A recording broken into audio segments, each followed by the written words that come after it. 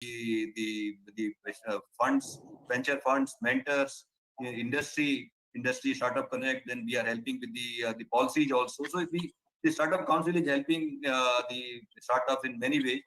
And in this series, on this continuation, we have organized many master classes on different topics. So today's master class is on government initiatives and schemes for startups, which is very important because there are a lot of startups who are working, who are running the startups, but there are many young entrepreneurs or many young students or many young aspiring people who want to become the startup. So they would like to know that what are the government initiatives, what are the schemes for a startup. Even the startups who are running the startups, they are still not aware that what are the schemes for the startups. And government has done wonderful job. So we'll discuss in detail. And today we have the people from the different background, the startup founders, mentors, then the professionals, then the industry people. So we have a very good combination of the audience and the panelists who are with us today in this program. And this is our privilege that we have the support from DPIIT, we have support from METI, we have support from SIDBI, and the other DST and other departments. So this is a wonderful support to all of to the association. I would like to thank you to all the panelists and welcome them for their for joining with us in this program. They have find out time from their busy schedule and to attend this program and to deliberate on to discuss on the startup initiatives and schemes for startups. So that is great for us. And as you friends, as you know that in India we are the third largest startup ecosystem as of today. And you see, we have more than 20 startup unicorns. Those are those have become unicorns very fast in India. So this journey is growing very fast, and you see, the India is the largest country in terms of youth in the world, in the country. So more than 30 crore youths are there. So the youth which we have, they are going towards the entrepreneurship, and this mission had been started in 2016 when our Prime Minister has announced this startup scheme in 2016, 16th January. Uh, and in this scheme, they have announced a lot of initiatives. The major focus was on the simplification and handholding, funding support and incentives, and industry academia partnership and incubation. So this was a scheme which was designed in such a manner that everything should be covered from the startup point of view. They should not face any problem whenever anybody is setting up the startup. This should be very easy going for the startup. So this scheme was launched 4 years back, and after that, there are new schemes have also come. New initiatives have been taken also, and the government has done wonderful job.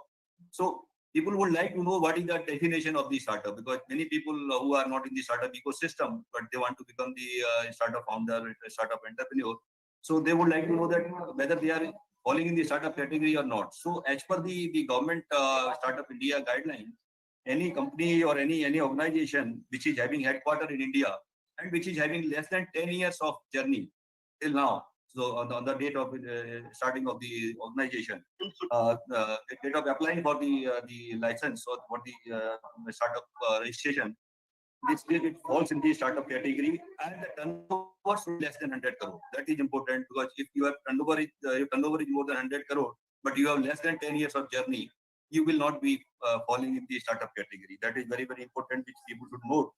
And so we have this discussion on the key initiatives on the startups schemes and startups initiatives. So there are many initiatives which have been taken till now by the government. And if you see, the government has given many advantages in terms of. So if we see very recent initiatives, I will start from the last one. So if you see this priority sector lending status, this is the very important part, because lot of equity funding was available, but the debt funding was not available from the banking system to the startup. This was discussed in many forums many times, but somehow the government has come forward, and the last speech of the governor of the RBI governor, they have announced this startup to be fall under the priority sector lending. So there are a lot of startups who are not getting the funding from the banking, they will get the funding from the banking. Then the government has announced the fund, MSME startup fund actually, which is the 10,000 crore fund, and this fund called Self-Reliant India SRI fund. which has been already been announced, and the scheme is under progress.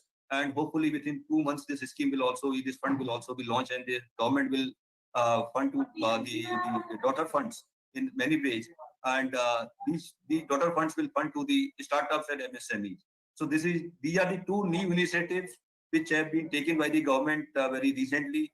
Other than that, I will just describe that what are the other initiatives which the government has announced. So if you see, the government has announced tax incentives, tax exemptions to the startups in terms of IT exemptions for 3 years. Then they have capital gain exemptions also, and then the legal support in terms of patent filing. So this is another advantage to the startup. Government is giving the concession on the fee of patent filing up to 80%. Then the easy compliance, there are a lot of schemes are there where the government is reduced the compliance part for the startups. So we will discuss in detail because we have the panelists or the veteran from the different background. They will discuss about this. Then the government has announced the Atmanirbhar Bharat, where the government has also announced many things. Mudra scheme. Then this improved definition of MSME. So now the MSME can have the turnover up to 50 crore. So although the startup and MSME, although these are the two different terms or two different, I think, I can say, businesses. But practically, if you see, there is a very thin line. So we need to discuss today because many times we are getting this question from the people that whether we are falling in the MSME or not. We are a startup, whether we are falling in the MSME. So it is not like that. If you are a startup, you will not fall in the MSME. You will fall in the MSME. So we will discuss in detail with our speakers. And in this today's master class, we will take the questions also from the participants. So first of all, I would like to thank you to all the participants who have joined with us today in this webinar. And I would like to told you that you please make it interactive. Whatever questions are in your mind, you please write on the chat, or you can ask from us. We will try to give you a reply of all the answers so that you should know that what are the startup initiatives, what are the startup schemes, and if you need any help from the SOCM in terms of any support for your startup, we are there to help you. So friends, I would like to thank you once again to all of you. And our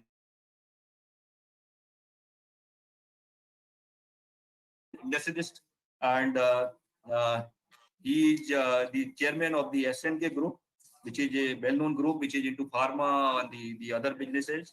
And Anilji is the chairman of the Startup Council. He took this initiative. He did very, very hard efforts to take this council to this level. So I would like to invite him, and we'll understand from him how he is helping this startup ecosystem through the SOCM banner. And I would like to request you to welcome all the participants also. Anilji, over to you. Thank you, Ashish ji. Very good afternoon to you and the co-chairmen of the National Council of Startups. Good afternoon to my fellow panelists and to all the participants. I'm very sorry that my video is not working because I was used to the Chinese Zoom app, and somehow go to webinar is not downloading on my iPad. So I'll just be audio today. No, I'll basically speak on the challenges of startups, how the government can play a role in spurring innovation and growing India's startup ecosystem.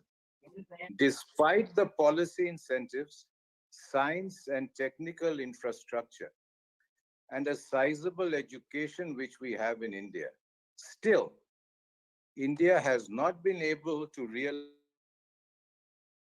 potential for urban problem solving due to fragmentation in the innovation ecosystem. How can the government help? Government of India began to actively make innovation and startups the focal point of policy post 2014.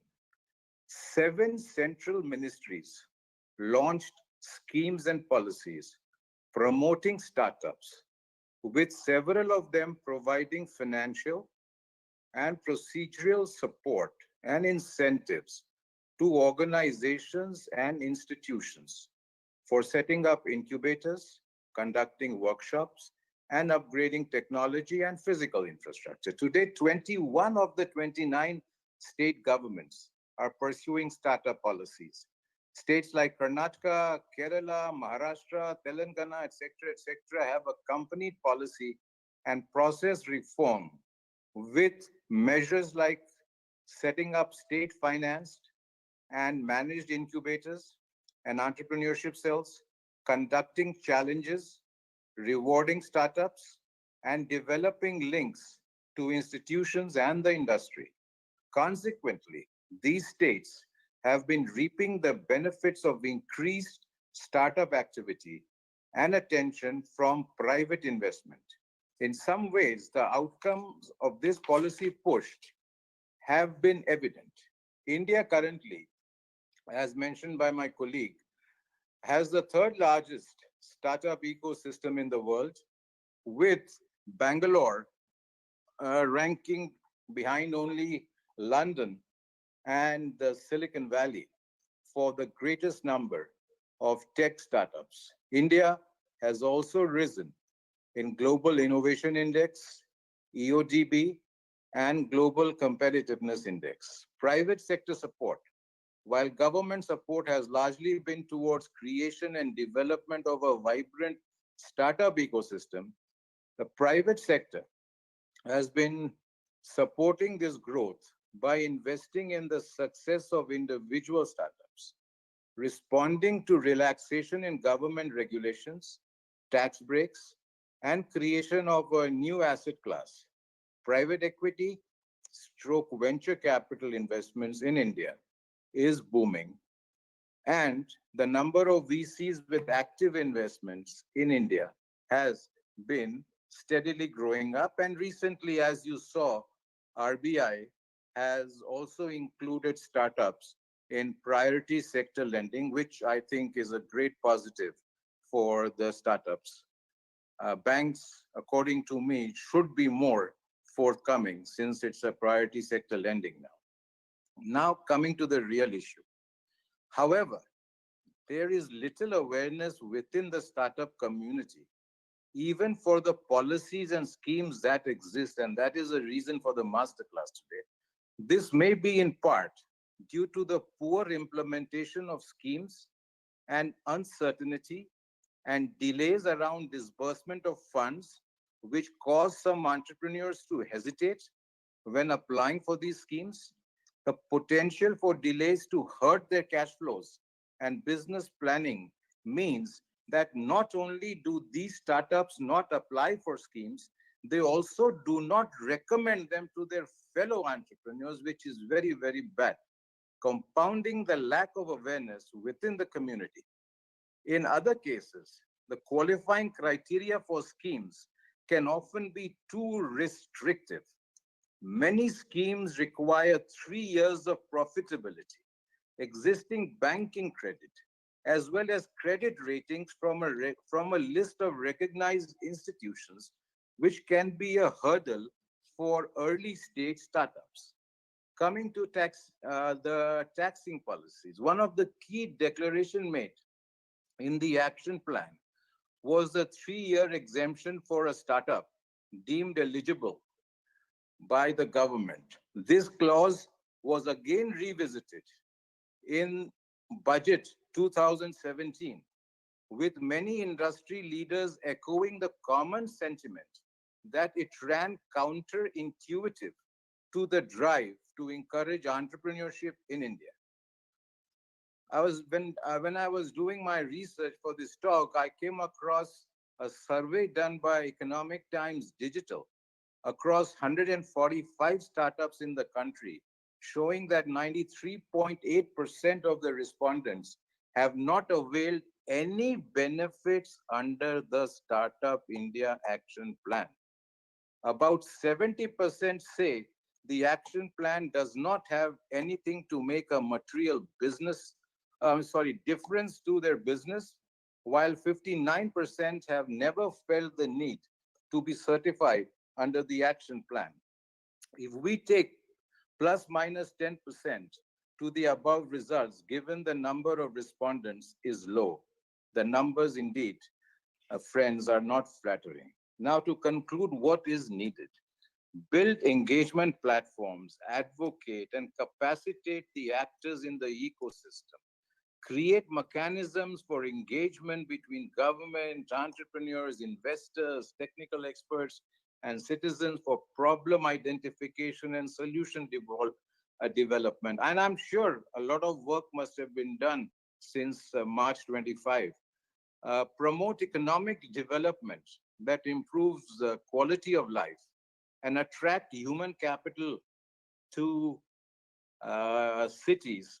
Also build capacities within and outside of governments by involving cross-sectoral teams for improving expertise, especially in data analytics, and promoting applied research through partnerships. Improve infrastructure to host, optimize, and connect high growth enterprises.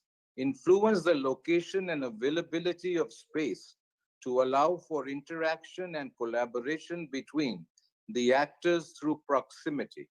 Modernize systems and services and provide access to data in order to have effective collaboration with the private sector. Develop multi-use infrastructure to facilitate physical and digital connectivity to enable information flow across the ecosystem.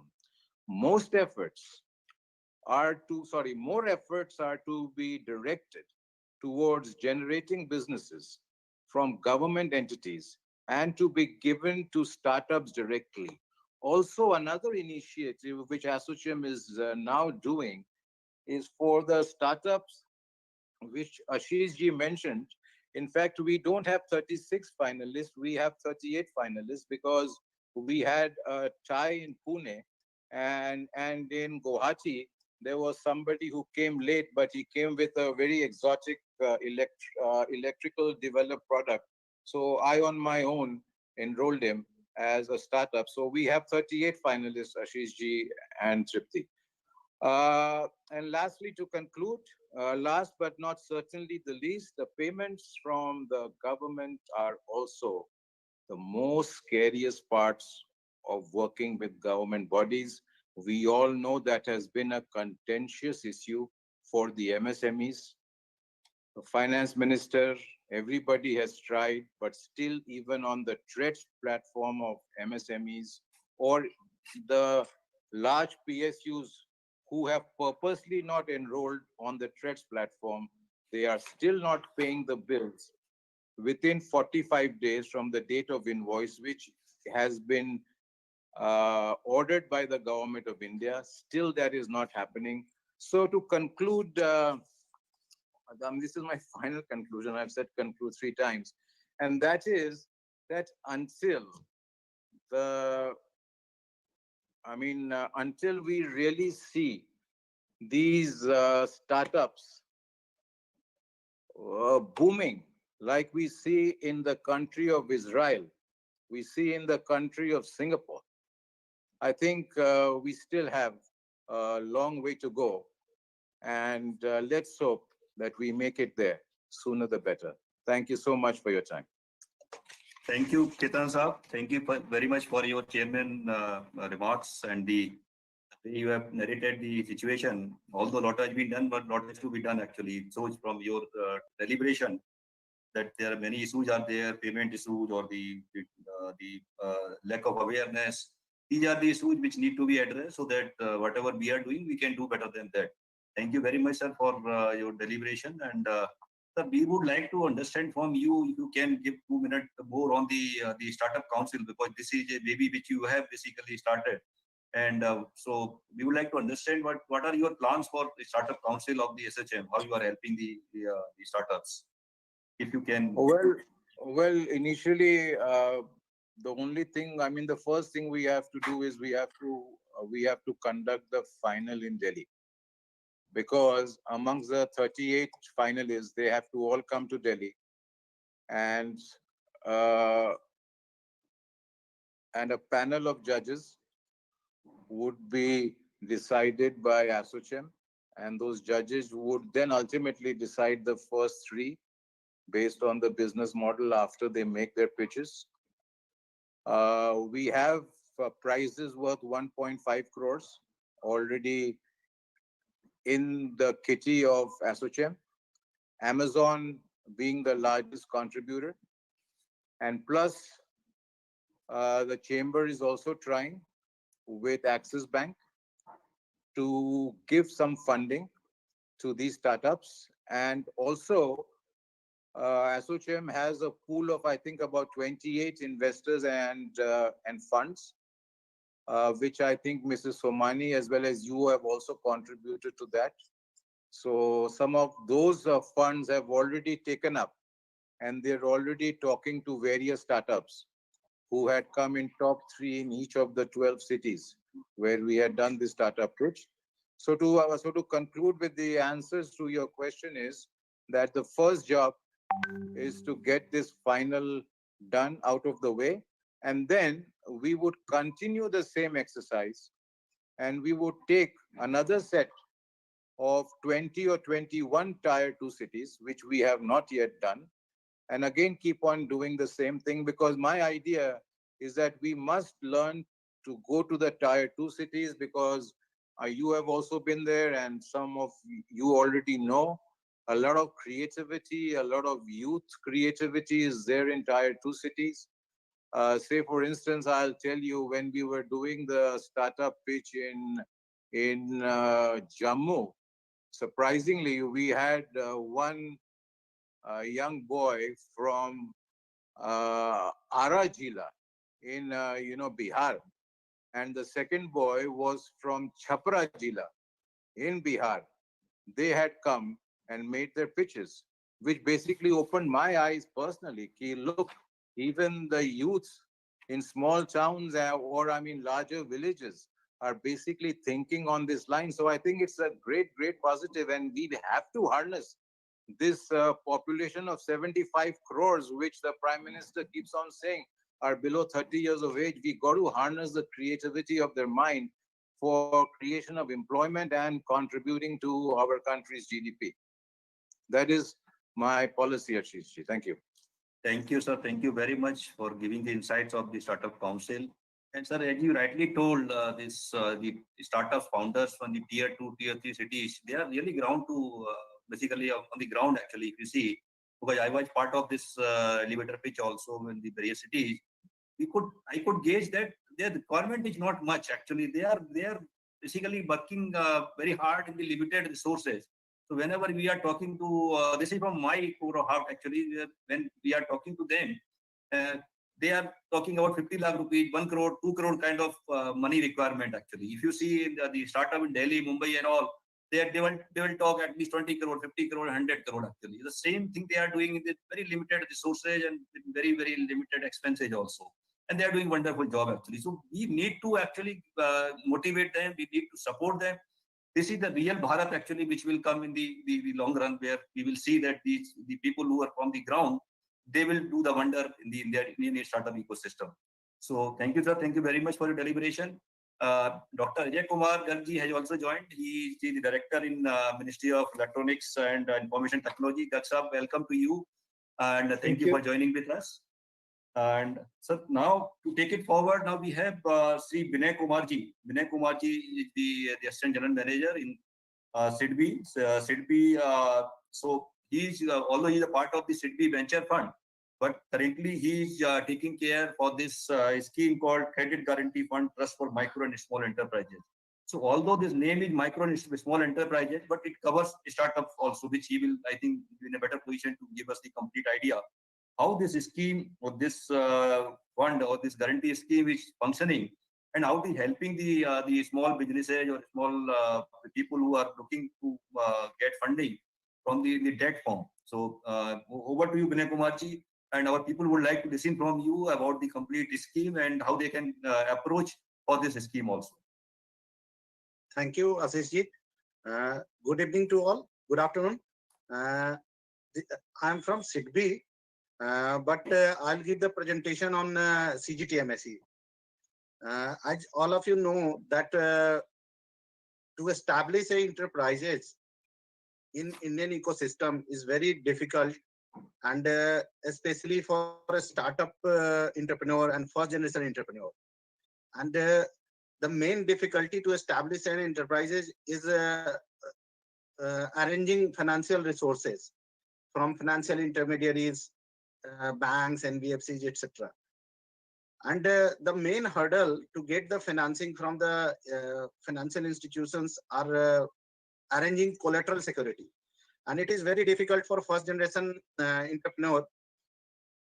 Just a minute.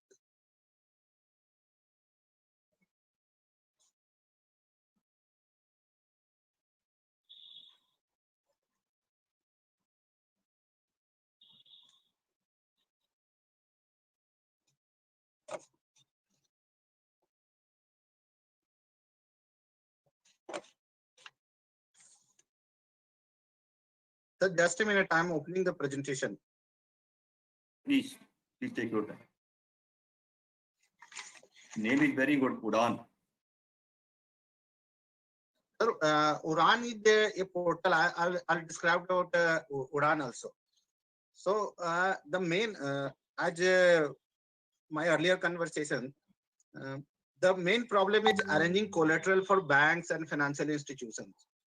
So that to mitigate this risk, government has set up CGTMSE in 2006, which provides guarantee for micro and small enterprises.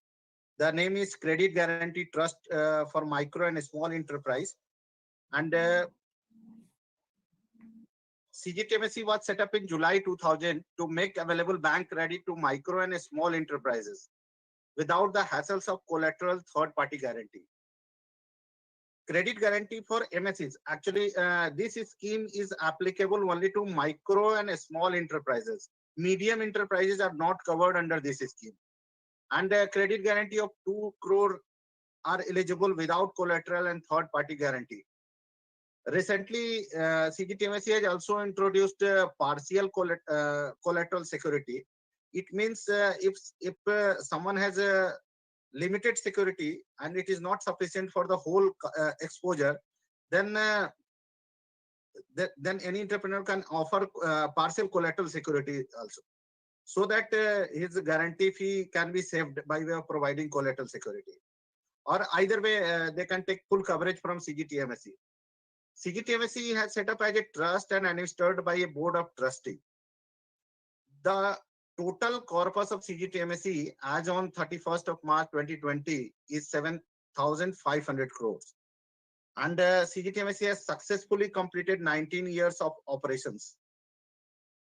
Actually, the settlers of CGTMSE are Ministry of MSME, Government of India, and SIDBI, and managed by a board of trustee, which includes chairman and managing director of SIDBI, DC MSME, and chairman of IBA, and CEO CGTMSE and member secretary.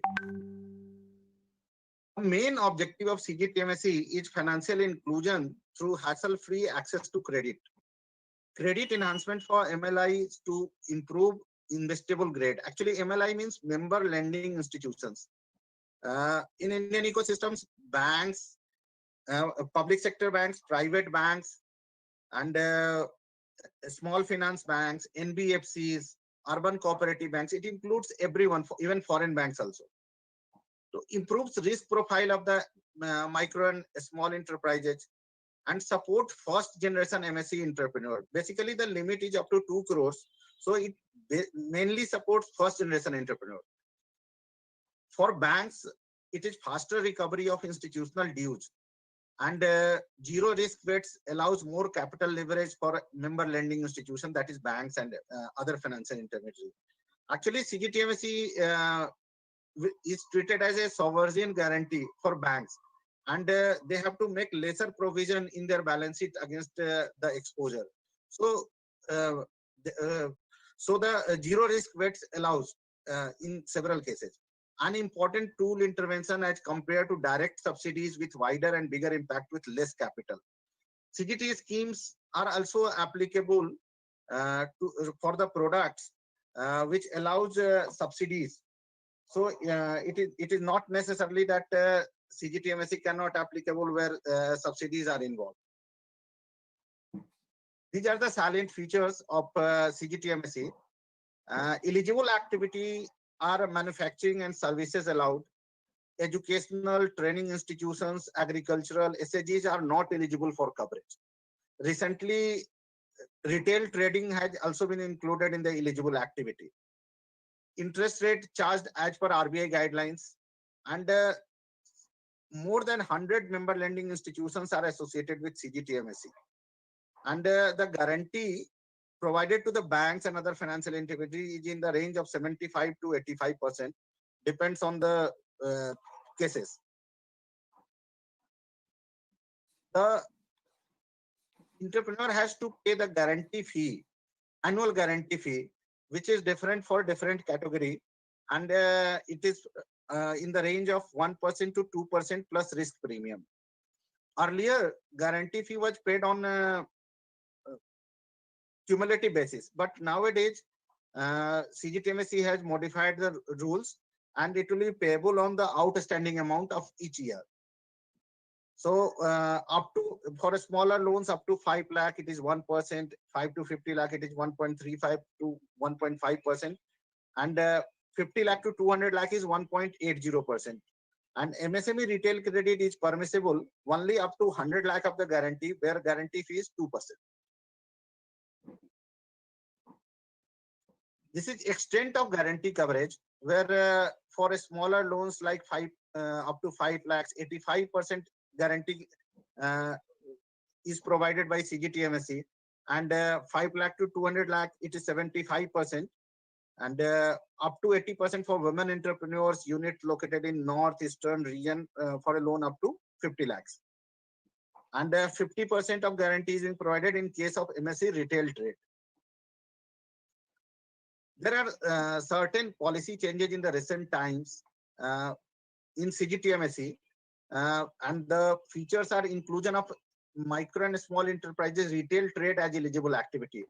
Earlier, only manufacturing or service activities were permissible. This is a recent inclusion. Another one is allowing partial collateral security. And third one is inclusion of NBFCs, new age fintech, NBFCs, and small finance banks. Earlier, it was provided through public sector and private sector banks only. Earlier, there was a cap of 200 lakh for a unit in lifetime. But this one-time cap has been removed. If you avail one loan of 200 lakhs, and if it has been settled, then you can take another loan with CGTMSE coverage. Charging of fee on outstanding loan instead of sanction amount, increase in the extent of guarantee coverage, introduction of payout caps, inclusion of scheduled urban cooperative banks as MLI, and modification in tenor for working capital. Earlier it was for 5 years, now it is for perpetual. These are the operational highlights of FY 2020. The guarantees approved is 46,000 crore, almost 45,852 crores. That is 1.5 times guarantees approved in FY 19.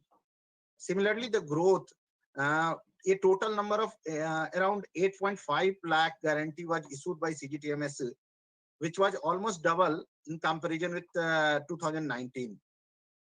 There is recent product retail and hybrid loans has been issued to the tune of 8,500, which is almost 2.5 times in comparison to 2019.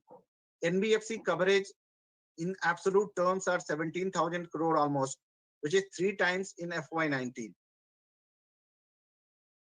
And this you can see guarantees approved in FY 2020, 46,000 guarantees almost have been issued, in which retail trade is 7,276, hybrid collateral are 1,162, and NBFC is 17,348. Remaining are credit guarantee scheme standard, that is almost 20,000. These are the figures of cumulative coverage provided by CGTMSE, and you can see there is a substantial growth on year basis. on the guarantee. It shows the popularity of the scheme amongst the banks and NBFC and other financial intermediaries. These are the share of guarantee issued by public PSUs, NBFC, and private and foreign banks, where you can see there is a huge percentage of public sector banks which are issuing the guarantee. In FY19, it was 70%. In FY 2020, it is 54%. And now NBFC is widening its share to 38% guarantee coverage. And private and foreign banks are 7%. Even RRBs are 1%. They are also giving loan under CGTMSE. And this is the bank wise. You can see top 10 banks. Out of top 10 banks, 9 are from public sector banks. And there are certain other things which Ashish was telling, Udan. Actually, CGTMSE has recently launched a portal, Udan, where any interested entrepreneur can go and register himself in the Udan portal. They have to provide GST details, ITR details, bank details online, bank account statement online, and according to their requirement, they can portal will suggest which bank is suitable for him, and they will suggest the name of 2-3 banks where they can avail the loan according to his requirement. And user can choose the bank, the name of the branches where they want to avail the loan. And CGTMSE will instantly issue a provisional guarantee, credit guarantee for the said loan. So it is a very nice portal which was inaugurated almost one week before. So anybody can avail this. And there are certain other portals, Udyami Mitra portal and other portals are also available, where anybody can try the obtain the financial assistance by way of CGTMSE guarantee. And the main achievement of CGTMSE is nowadays all financial institutions, all financial intermediaries, banks are accepting. The acceptability of CGTMSE coverage is now increasing day by day. So it is actually availing, especially startup enterprises and first generation entrepreneurs are actually applying for CGTMSE loan under CGTMSE coverage. So if anybody has any query, they can ask from me about CGTMSE. Okay, thank you. Thank you, Vinayji. I think it's a wonderful presentation. You have covered everything within the presentation. And the one good thing is that you have basically reversed the trend where instead of reaching to the financial institutions, the entrepreneur can come to your portal and then you can take him to the banks, and also there will not be any time lag and all these things, and you are giving provisional guarantee to him also. That's wonderful. There is a question always that there is no word of startup in this scheme. Why the only the MSME and all? So the startup, because you see the startups are facing some challenges. First of all, they are having losses. They don't have profit actually, because initially they are incurring costs because they are developing the I think some solution or some technology for the industry or for the commercial viable proposition. So will they be eligible for this, and how they will be eligible for this actually? They would like to understand. Actually, profitability is not a criteria to obtaining loan under CGTMSE. CGTMSE is open for all, and basically the requirement of CGTMSE is coverage is for especially for first generation entrepreneur or startup, because they can avail loan up to 2 crores only. So if any established entrepreneurs wants loan of 10 crore, 15 crore, they have must created assets out of their business of 8 year, 10 years records.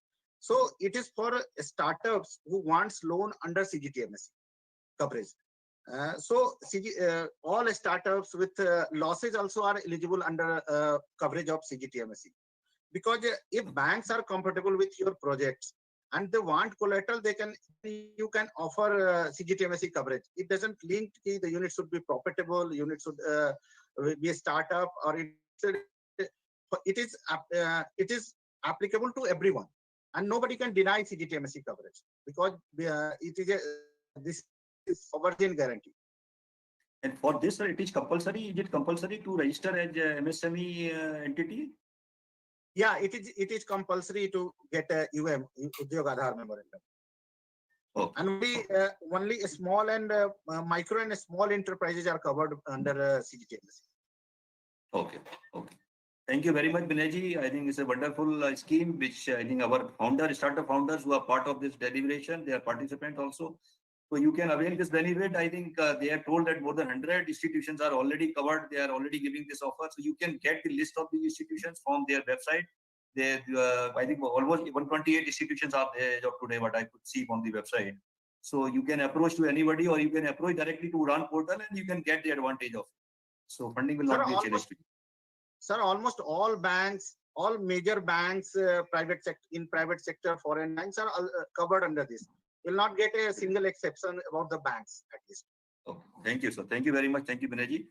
So now we have actually Ajay Kumar Gargji. Ajay Gargji, the senior director from Ministry of Electronics and Information Technology. Actually, he is having some other engagement. So that's why we would like to request him to please tell us that how this NETI is helping the startup and this multiplier grant scheme. How this multiplier grant scheme is working, and what is this scheme also. So over to you, Ajay ji, and welcome to you also. Thank you, Ashish ji. Thank you, Khaitan. Thank you, SOCHM, for a wonderful job you are doing. As you understand that India is now emerging as a very important startup entity, being the third largest startup ecosystem in the world, with a demographic advantage that we have a country which is not dearth of problems. We have a great journey ahead in the startup space or in the entrepreneur space. And our young entrepreneurs are coming forward to solve the day-to-day problems of the world, and in turn are actually creating an economic viable systems.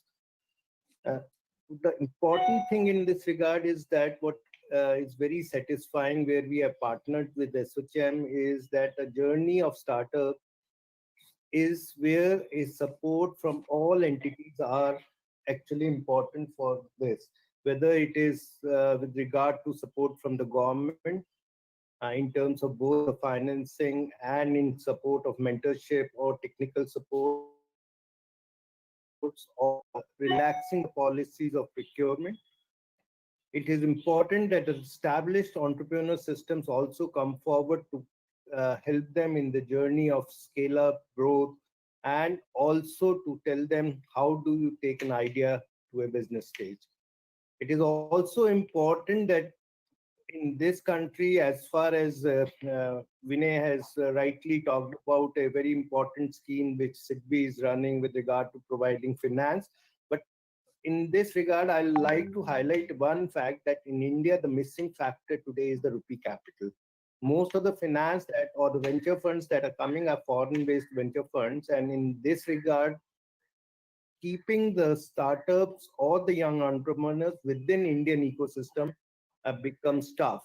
And it is a job of an entrepreneur ecosystem to actually provide rupee capital that has to flow into the system, and the support from government is important. And whether it's the Electronic Development Fund, which MIT is running, our talks that are on very advanced stage with regard to software product development fund of 5,000 crores multiplying to 25,000 crores, where the flow of rupee capital will be actually incentivized into the startup ecosystem. In regard to whatever initiatives MIT has taken, I'll just take few minutes to highlight some of the important schemes that the government of India or MIT is handling. The first and the foremost is a technology incubation and development of entrepreneur scheme, where we have actually established incubation facilities at 51 centers, providing mentor support, technical support, and a seed fund in a 3-stage, which amounts to a total of around more than 50 lakhs, which is a pure grant. And that will be provided to 2,000 odd startups in the next coming few years. The the huge facility that India has and the stellar role that the software technology parks of India play in the growth of the IT industry is now being leveraged for providing support to the startup ecosystem. You will understand that STPI today has more than 5 lakh square feet of incubation space, and that is now being converted into a holistic startup ecosystem, providing all aspects of support to the startup, whether it's related to plug and play facility, whether it's related to providing mentorship, whether it's related to providing technical support, and whether it's related to providing them a seed fund in a form of a grant of 40 lakhs and creating a corpus venture fund of 60 crores to give further grants at the developmental stage. The next generation incubation scheme at STPI is regard to that. I'll also try to highlight the 30 Center of Excellences that MIT has established till date, which will grow to more than 50 in coming few months or a year, which actually relates to creating a complete integrated ecosystem where digital gets integrated with other sectors of economy. The Automobile Center of Excellence at Pune brings the traditional automobile industry, the digital industry, the academic world, and the entrepreneur ecosystem together and twined to actually solve problems for future problems of the automobile world through digital systems. Similarly, a fintech COE at Chennai, the Meditech at SGPGI Lucknow, through NASCOM at Gandhinagar, and these are large number of. Now, to entwine all this together, we have created what is called as a Mighty Startup Hub. The Mighty Startup Hub with its URL as mightystartuphub.in is a single window platform where all our schemes, policies, and the total tech ecosystem has been integrated together onto a single platform. And that is one place where you can actually visit and look into all types of supports that Mighty is providing. In addition, if you have any further query, the Mighty Startup Hub and the ecosystem around it will provide. There we also have the support of a large number of industries. We have already entered into 30 MOUs. The next thing is that whereas India has created more than 35,000 startups, but the number of unicorns still is at 32. The scale up has been a challenge. And this partnership with SOCHM, our partnership with T-Hub, our partnership with GAIN in Bangalore, and our FinTech Accelerator in Bombay has been designed specifically with the purpose that a company or a startup which has established a good proof of concept on the technology front is providing necessary handholding to actually scale it up for him to avail the venture, and that is the whole journey or an accelerator ecosystem, which is a missing link in the Indian startup ecosystem. The next thing that I'll like to highlight is that the procurement from startups or innovative solutions in India is still a challenge. MIT did something different post-COVID. What we did is we ran a few challenges, whether it was related to Atmanirbhar Bharat apps, where we identified 30 made in India apps, which are alternates to our apps from either from our neighbors or very popular apps on the ecosystem, which are Indian. Government has established a special cell to see that how they are popularized, not only in India, but globally. The VC challenge that we ran, where 1982 startups participated, is a very different kind of a challenge where we are identifying the Indian, where we have identified already an Indian VC solution, and where we have upfront said that government will be the first buyer of this VC solution for next 4 years. We have already upfront committed a license for 4 years. You must have recently read in the PIB that came on Friday that the Jal Shakti mission for its IoT solution for safe drinking water to all will also be actually procured through a similar type of a challenge. That is a very high magnitude procurement, which will also be run through innovative challenge where startups will be allowed to participate.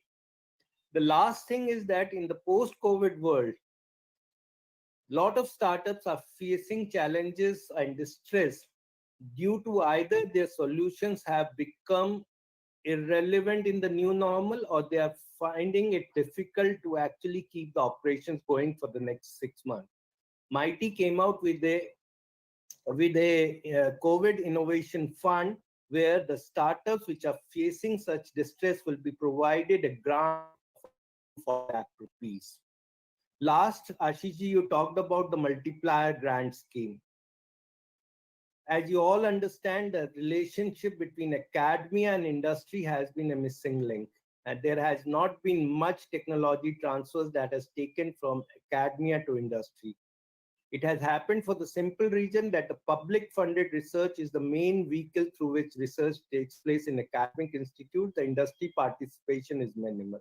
The multiplier grant scheme where an industry invests X in a research and the government provides 2x support for a problem provided by the industry to the academia is what the multiplier grant scheme is. Here, it's an academy industry relationship that is promoted through a multiplier grant scheme, which is the sole purpose of this scheme. In the last, what I will talk about is that the Mighty or the government of India is committed to the promotion of the tech startup ecosystem in this country. We see that the future growth of this country has got an integral role, has an integral role of startups to, and they will be important factors in our future journey. And we are committed to providing all support, and we will be keen to hear from the industry champions to see that how can government of India support them further. Thank you, Ashish ji, for giving me an opportunity. Thank you very much, Ajay ji. I think it's a magic box. I will say the way you have narrated, it will not be complete within 10 minutes. I think it will take hours, actually, hours for describing, because you are running a separate ecosystem for startups. Actually, really, we are delighted actually to see that. But what left actually, COE, the multiplier grant, incubation center, I could not have to narrate all these things actually, the 5,000 crore project development fund. You are doing many, many things. I think people should know, sir. I think it is very important that Meti, whatever you are doing, so through the SOCHM or maybe the other body, we need to promote it or we need to give the awareness to our startup founders and the people who are aspiring. You must be doing, but we would love to take it forward also. There can be some way of promoting it or to communicate to our people so that they can take the advantage of it. And the last which you have told, the multiplier grant scheme. So you have included industry also, where the industry should come forward and you will give the double of that money by whatever they are incurring on that. So that the startup should get the advantage of it. So really, hats off to you, sir. Great work doing by the METI. And we hope that our startup founders and the people who are looking to become the startup founder, they will get benefit of this scheme. They can approach to you, they can approach to your website or maybe portal which you have given. I think I'll repeat the name, sir. What is the name of that portal? Startup Hub? Startuphub.in. MEITY startuphub.in. So I request to all of you, all the participants, please note this portal name. You will get many things out of that actually. Yeah, please. Thank you. Thank you, Ajay. Thank you very much. Thank you very much for your deliberations. To say, so I'll leave, but I'll take the inputs from you and we'll definitely take everything forward in this deliberation. Thank you, sir. Thank you very much for joining with us. Thank you. So nice of you, sir. Thank you very much. So friends, to take it forward, now we have Sri S.B. Sarinji. Sarin Saab is a very known person and he is the project director of Entrepreneur Development Institute of India. We call EDII, which is a well-known name, EDII, and it is based out of Ahmedabad. He is the co-member secretary, New Gen Innovation and Entrepreneurship Development Center, Ministry of Science and Technology. So we would like to understand from you what is this New Gen Innovation Entrepreneur Development Center, how it is helping the startup. But before that, I would like to just give you the brief about him. He is a person who is a textile technocrat and the management professional, educator, mentor in entrepreneurship with 40 years of experience in industry, consultancy, academia, in many things actually. And you see that he has traveled across the world actually. So to name, I think every country is written here. So he is a veteran in the entrepreneurship development. And we would like to listen from you how this New Gen Innovation and Entrepreneurship Development Center is helping, how our founder or how the people who are looking to become a startup can take the advantage of it. So over to you, sir. Thank you, Ashish ji. Thank you, Asocham, for organizing this event, and thank you for inviting me. Well, I'm glad that today, in the audience, we have large number of students who are going to be tomorrow's startup. We have academic institutions as well, because the scheme which I'm going to talk about is more relevant to academic institutions and those who want to, set up their businesses, like the potential startups, so to say, and those who are still into, either universities or the academic institutions. Well, this New Gen IDC basically is a New Generation Innovations and Entrepreneurship Development Centers. It's a scheme of NSTEDB, DST, Government of India. So NSTEDB stands for National Science and Technology Entrepreneurship Development Board, Department of Science and Technology, which is Ministry of Science and Technology, Government of India. See, like within the Department of Science and Technology, there is a board, which is NSTEDB.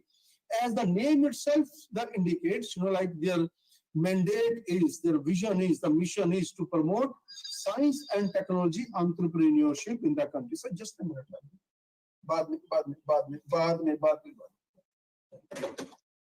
Yeah, so, they are into promoting science and technology entrepreneurship in the country. So as an outcome of this, see, like this NSTEDB, they have a large number of schemes to encourage startups. Like, for example, they have Nidhi schemes, they have technology business incubators, they do extend large number of different kind of, the financial assistance under different kind of schemes. And most of the schemes, the NSTEDB, they have is mainly to cater to the need and requirement of the startups. This particular scheme, New Generation IEDC, that is, New Gen IEDC, this is a scheme basically to facilitate students who want to become entrepreneur after passing out their degrees, when they come out of universities or their respective institutions, instead of becoming job seekers, they want to become job providers. They want to set up their own businesses. Now, this New Gen IDC, the scheme, it has been initiated by NSTEDB, Department of Science and Technology, about 3 years before, 17-18. This scheme has been initiated. Under this scheme, the universities, engineering colleges, since this is related to the startup, technology, knowledge-based industries, technology-based industries, so the preferably well-established academic educational institutions which have experience, expertise in an entrepreneurship, which have in-house capability of promoting, strengthening, supporting entrepreneurship, and which is there for at least, the last 5 years in operation. So those institutions, can apply as far as this particular scheme is concerned. Now, under this scheme, the financial assistance is given for first 5 years. So under these 5 years, if you accumulate the total funding assistance extended by NSTEDB, Department of Science and Technology, that comes to close to 3 crores of rupees. In fact, 2 crore 87 lakh to be precise. As I say that, this is a 5 years, a project. Assistance will be available, funding assistance will be available. And, the student projects, the funding assistance is given to the students, because ultimately the whole idea is to promote enterprises.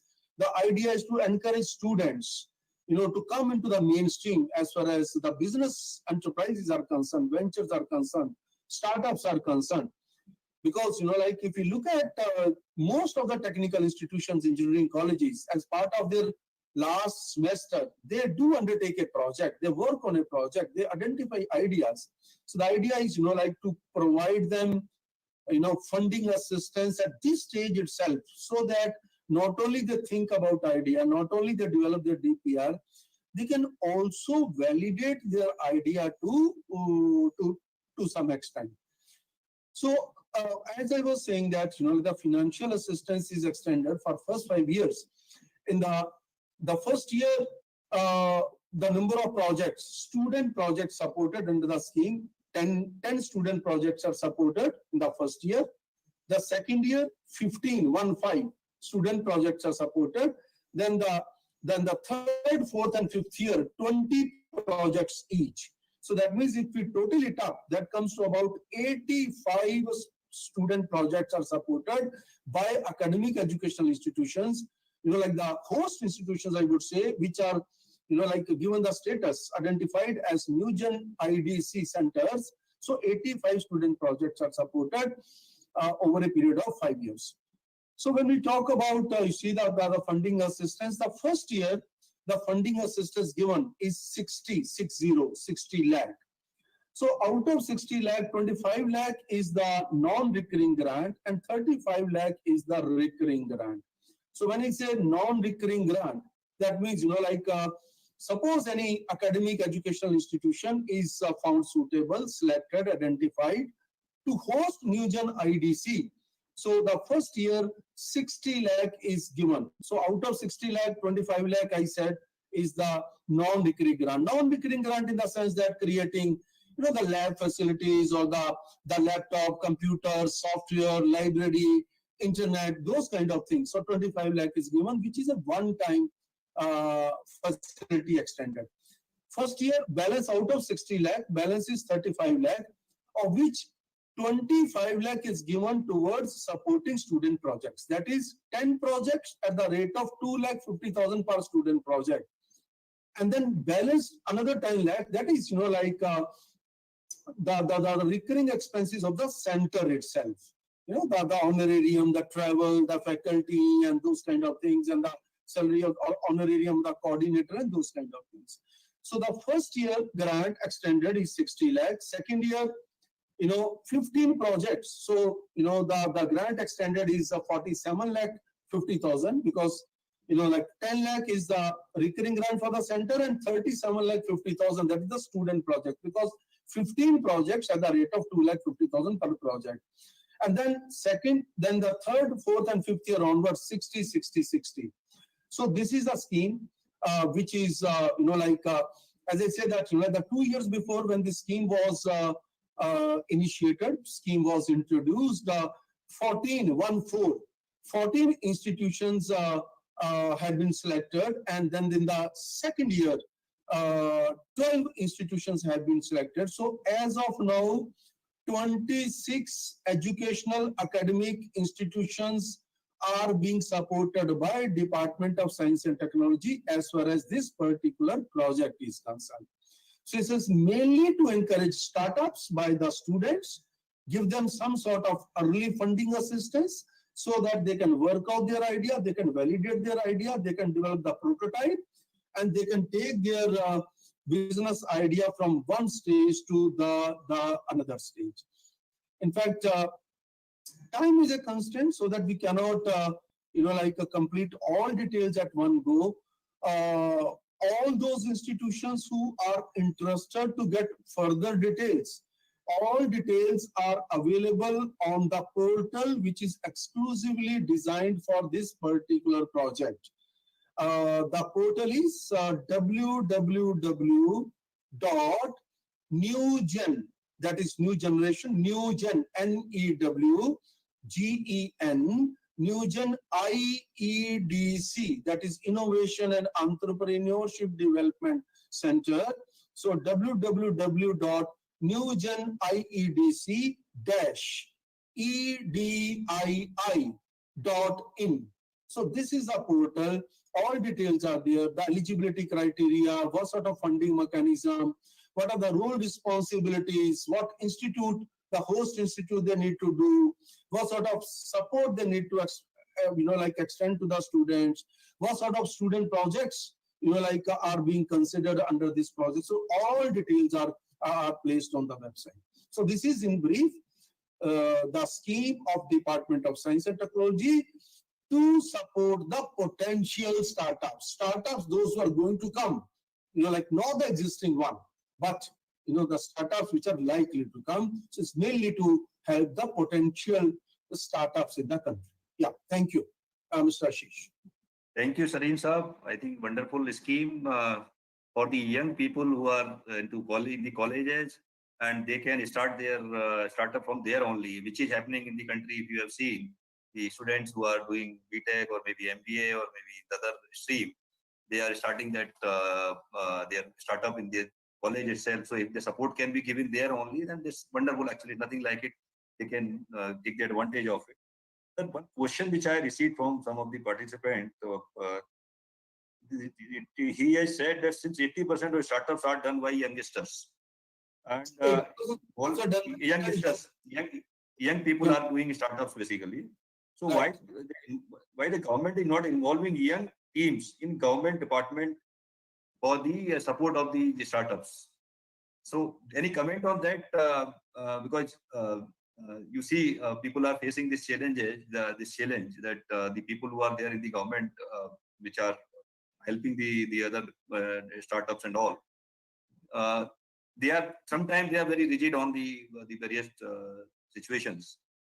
So because you are having 40 years of experience, entrepreneurs development and all, is there any comment from your side on that, sir? Well, my comment on this is, there are two ways. The young startups you're talking about. Yes. If young startups, if they are looking for, some sort of schemes or the credit linkages or the funding schemes, there are a large number of institutions available which do extend funding assistance as far as, these existing startups are concerned. There are very many schemes, even the Ministry of MSME or the Ministry of Skill Development and Entrepreneurship, or even the Department of Biotechnology, if we fall into that category. So there are many schemes available as far as that existing startups, if they are looking for funding assistance, including, the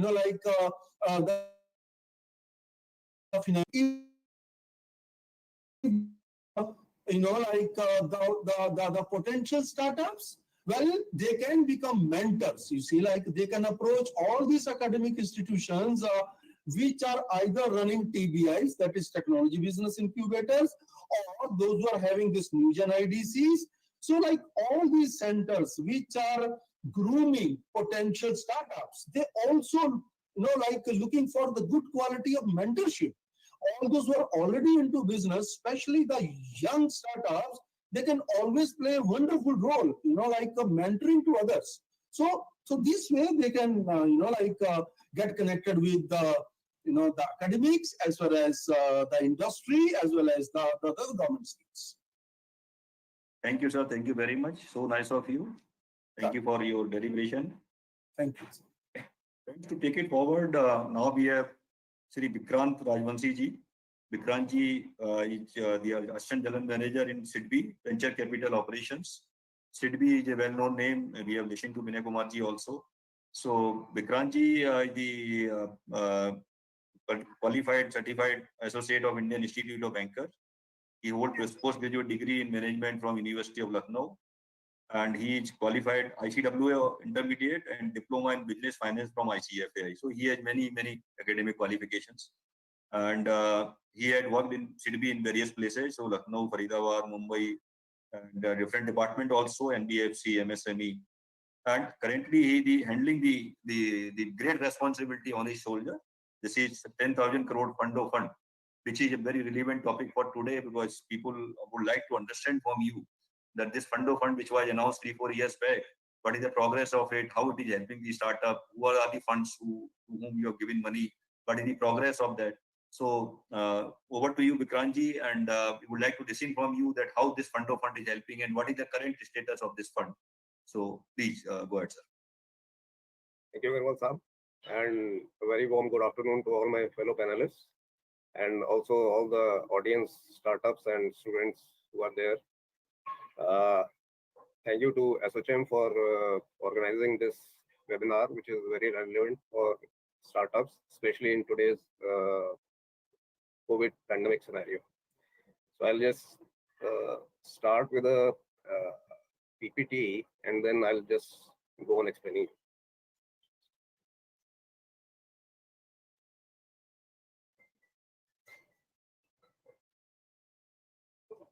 Right.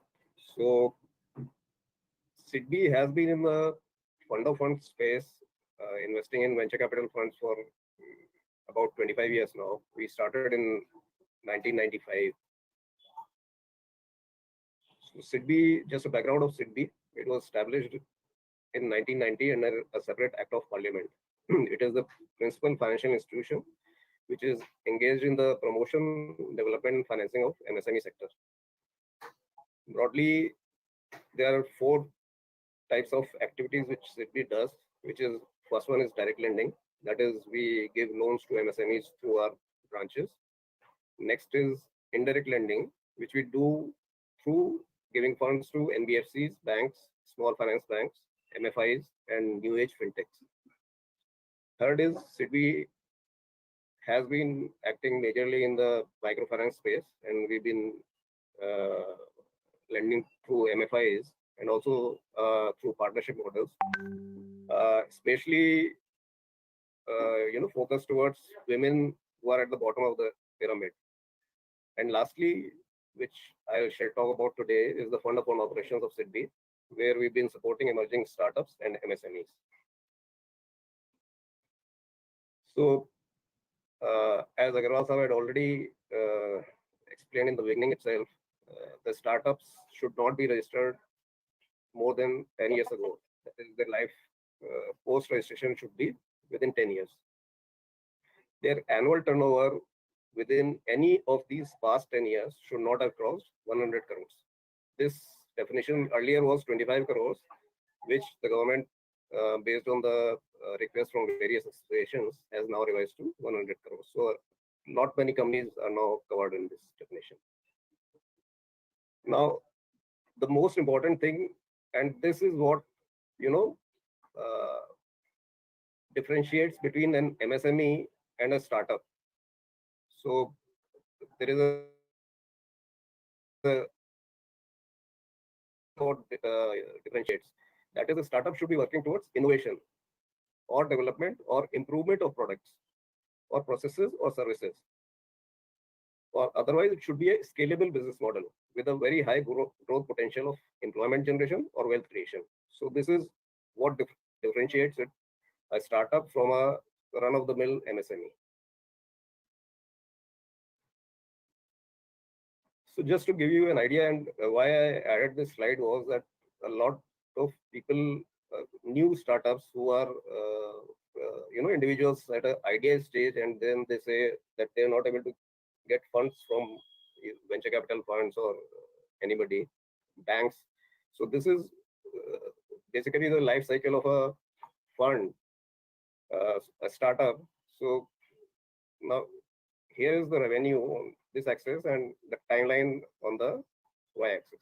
So this is where the first stage, where the actual cash burn is there and there is no earning. So you are actually spending money out of your pocket.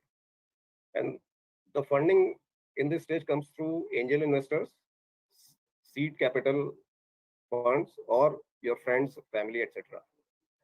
And this area is called a value of death because this is where most of the startups actually perish.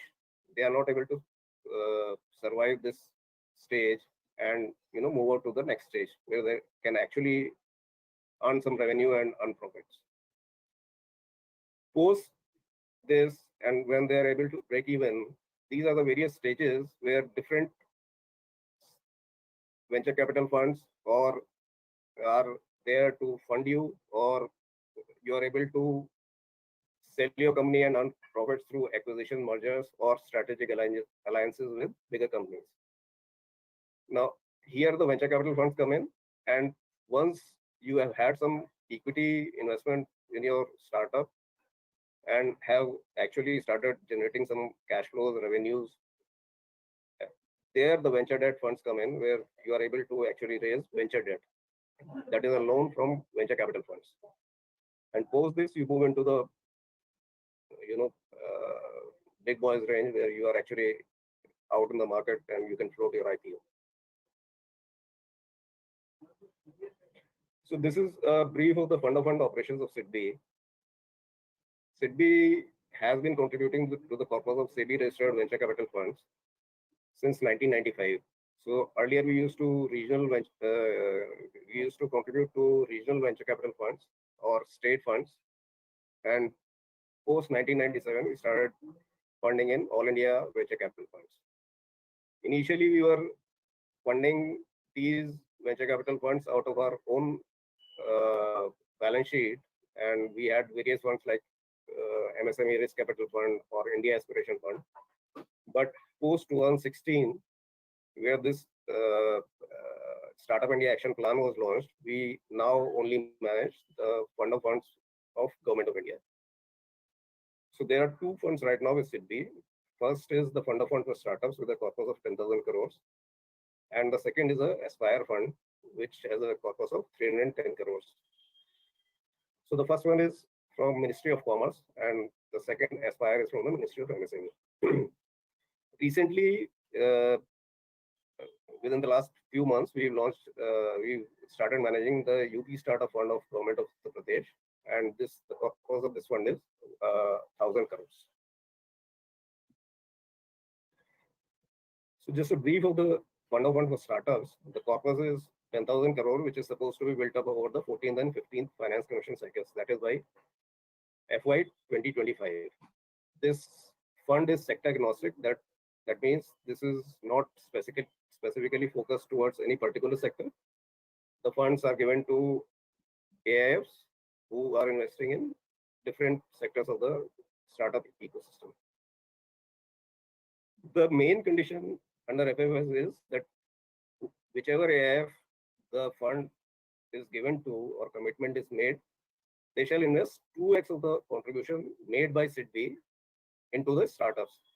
So for example, if the commitment under FFS is 100 crores to a particular AIF, then the AIF has to actually invest 200 crores in the startups. That is a minimum. They can, of course, invest more, but this is a minimum stipulation by the Government of India. There is a two-stage sanction process. The first stage is that the proposals are screened by Venture Capital Investment Committee. The members of this committee are nominated by DPIIT, which is a department of the Ministry of Commerce. Post recommendation by the VCIC, the proposals go to the Executive Committee of SIDBI's board, where the final sanction is done.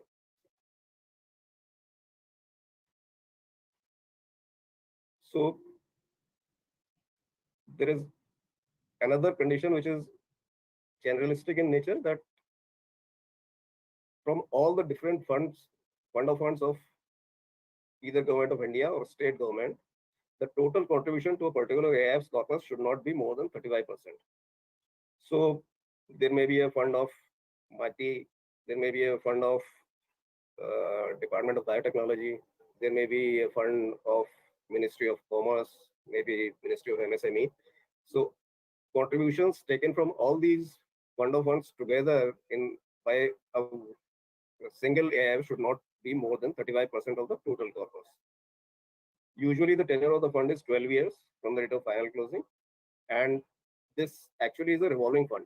So whatever earnings are there in the first 10 years, they again go back to the corpus, and these are again contributed in the market for the benefit of the startups.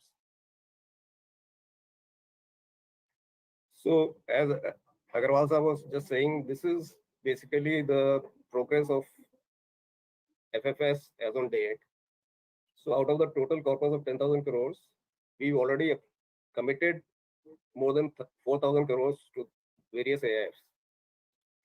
Uh, Proposals worth 495 crores have already been recommended by VCIC, and these are to be taken to the executive committee for final section. So as on date, total commitments are around 4,500 crores. Including pipeline, the total potential commitment right now with SIDBI is around 7,000 crores. So just to give you the scale of leverage, the amount committed by SIDBI is 4,017 crores as on date, and the total corpus of the funds to which this commitment has been made is somewhere around 30,300 crores. So you can just see the leverage that whatever fund the government of India is putting in, 7.5 times it is holding that leverage, and the money is coming from different investors. These are private investors or institutional investors or foreign investors. So this is basically the impact that is being made by the fund of fund for startups. Now, out of this, the investment done, the money already released to the funds is 1,180 crores. And against this, the net amount invested by the funds is around 7,000 crores. And out of the 7,000 crores, the amount which has actually been invested in startups is more than 4,000 crores. So you can just see that the money given out is around 1,200 crores, and the amount invested in startups is more than 4,000 crores. That is around 3.4 times. So the stipulation is 2 times of money should go in startups, but in actual, the money which is being invested in startups is more than 3 times. As on date, the number of startups that have actually benefited from this investment is 359.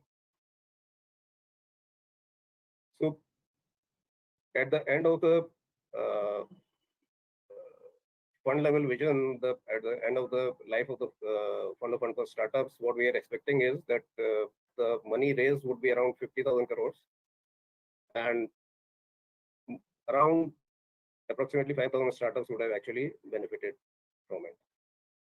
And the expected employment is around 15 lakhs. This is the region-wise distribution of venture capital funds. So maximum VC funds are located in Maharashtra and Gujarat, that is 28. Next is the region of Karnataka, Tamil Nadu, and Telangana, which is 20 funds. And lastly, Delhi, NCR, and Assam has got around 8 funds. Employment creation, if you see, is in the startups, it's already created more than 17,000 employment. That is only, we are talking about the startups which have been covered under the FFS.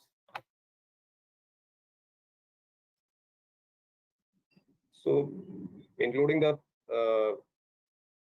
cases in pipeline, at the end of FY 2021, we are expecting to make a commitment of more than 5,600 crores. So coming to the Aspire Fund, this fund is, the corpus is, as I said, 310 crores. This is an agro and rural based fund. That is, the money has to go to the enterprises which are agro and rural focused. The idea is to create new jobs and reduce unemployment, promote entrepreneurship culture in India, provide grassroots economic development at district level, facilitate innovative business solutions, and promote innovation.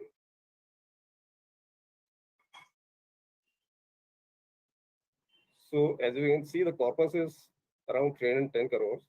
The commitments that we made is 47.5 crores till date, out of which more than 30 crores have been drawn down. And the total investment in MSMEs from these funds has more than 520 crores.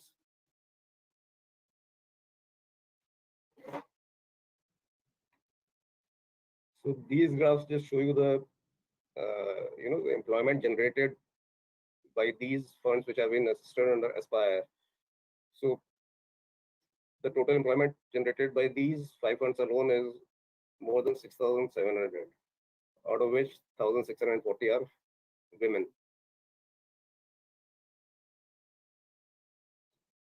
And lastly, the UP fund. This is a fairly new fund. We just had a VCIC meeting last week, and we've already made 2 commitments under this fund.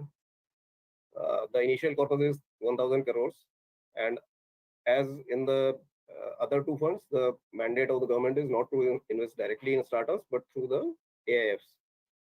So the money will go into daughter funds, which actually will invest in startups. The condition being that these startups should be registered in the state of Uttar Pradesh. And we hope to take approximately 25% stake in these daughter funds.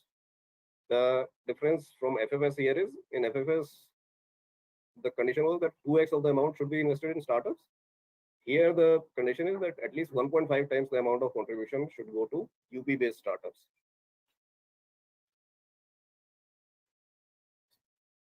Other things being similar to FFS, for the 10 years, the money will again go to the fund, and this again would be a revolving fund.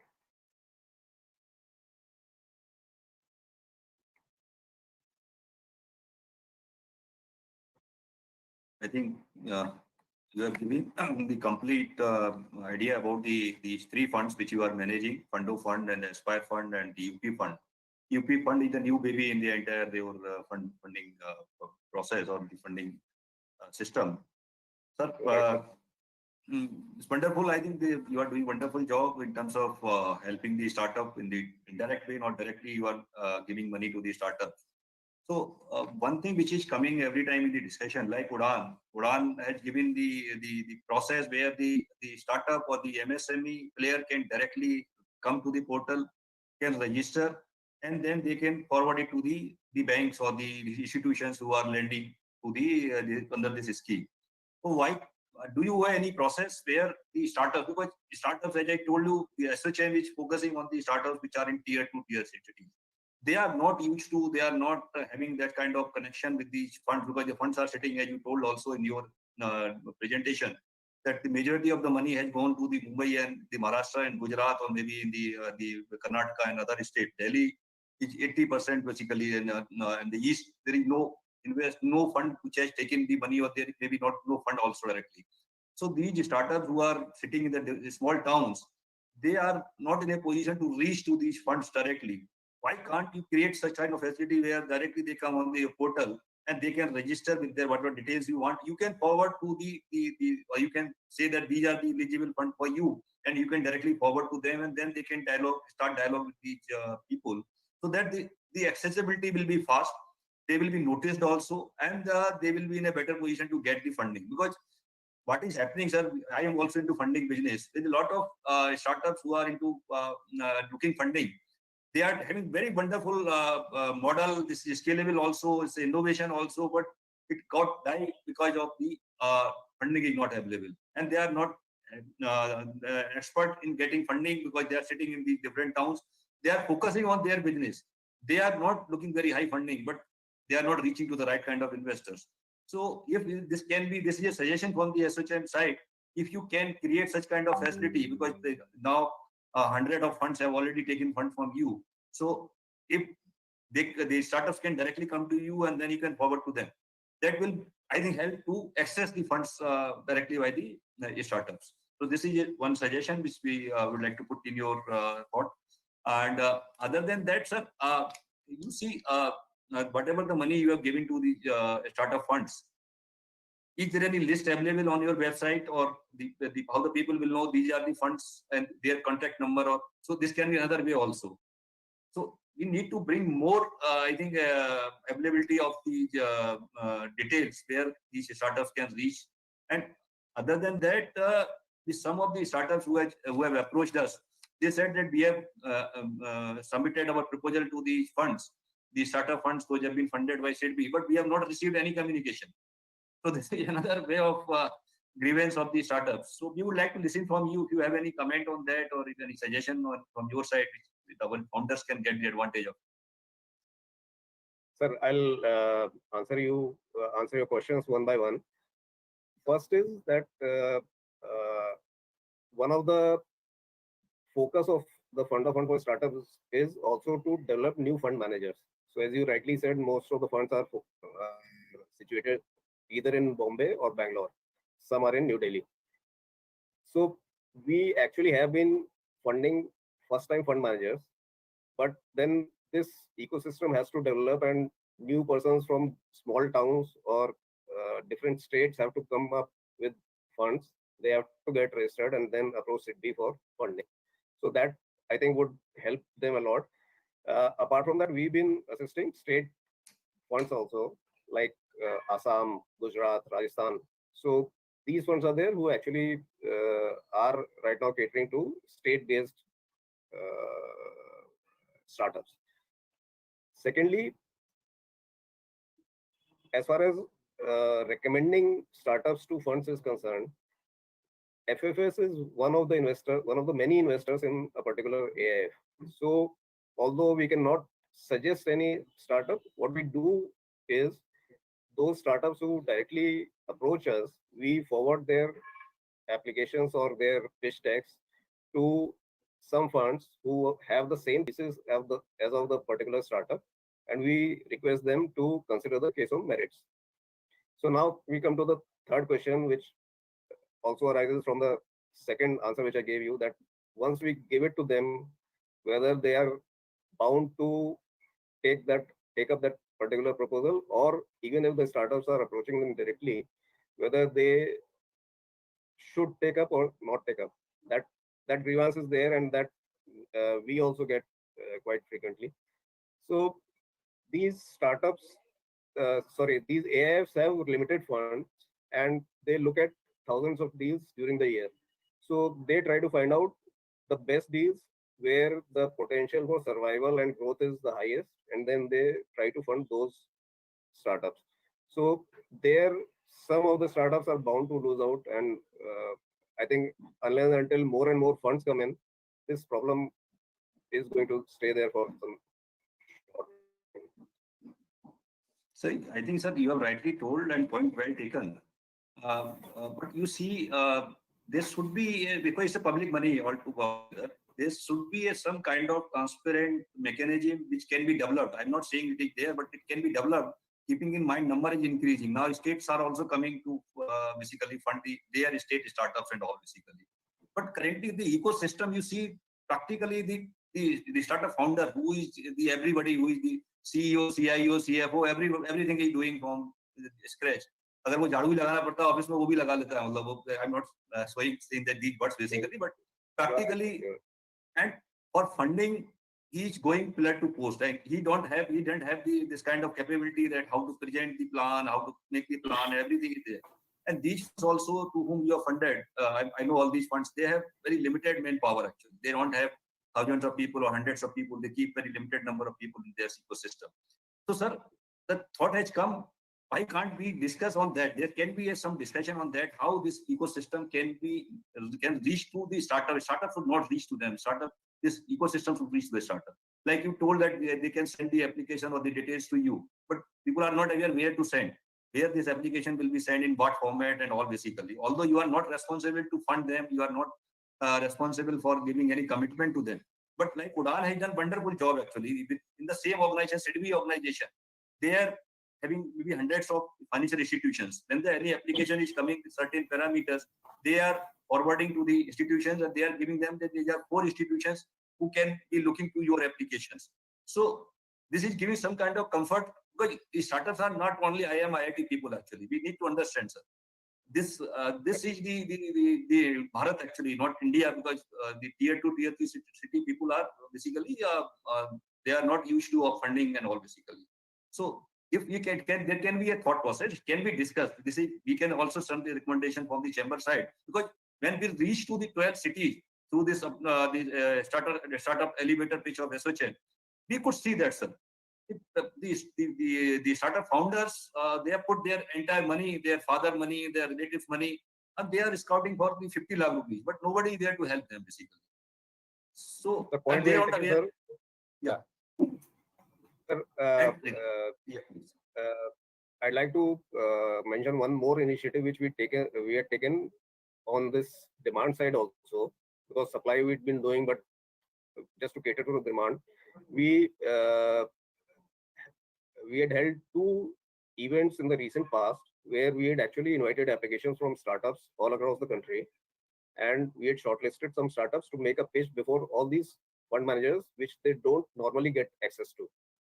And then we asked these fund managers to express their interest and take their applications further.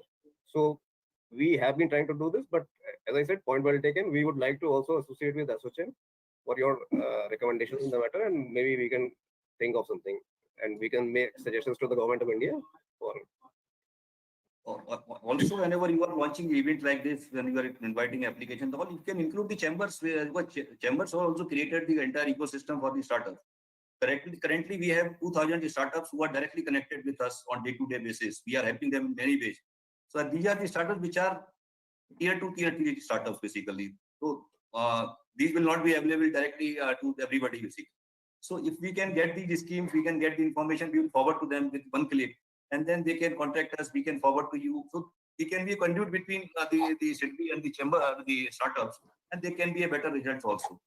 So great, sir. I think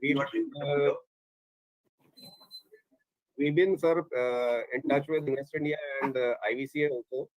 So it's always welcome. More suggestions are welcome. So we'll next time onwards, we'll also stay with ASSOCHAM and other PI, other associations, so that we can get more applications. Yeah. One last thing, this UP fund, if you can give some detailed information that what can be the minimum investment the startup can get from this fund, what can be the maximum investment, or what is the criteria for getting money, that this should be a UP startup, UP registered startup, that is the one criteria which you have. So, and what all are the fund to whom you are giving this money till now? Is there anything which you can give to us? Sir, right now, as I said, this was the first recommending committee which was held for UP Startup Fund. So 2 funds are there which have already been committed under Fund of Fund for Startups. One is a Deep Science Fund, and the other is New Horizons Fund. So we've got a website also, sidbivcf.in, SIDBI VCF.in. So the names of all the funds assisted under different schemes of be there on this website.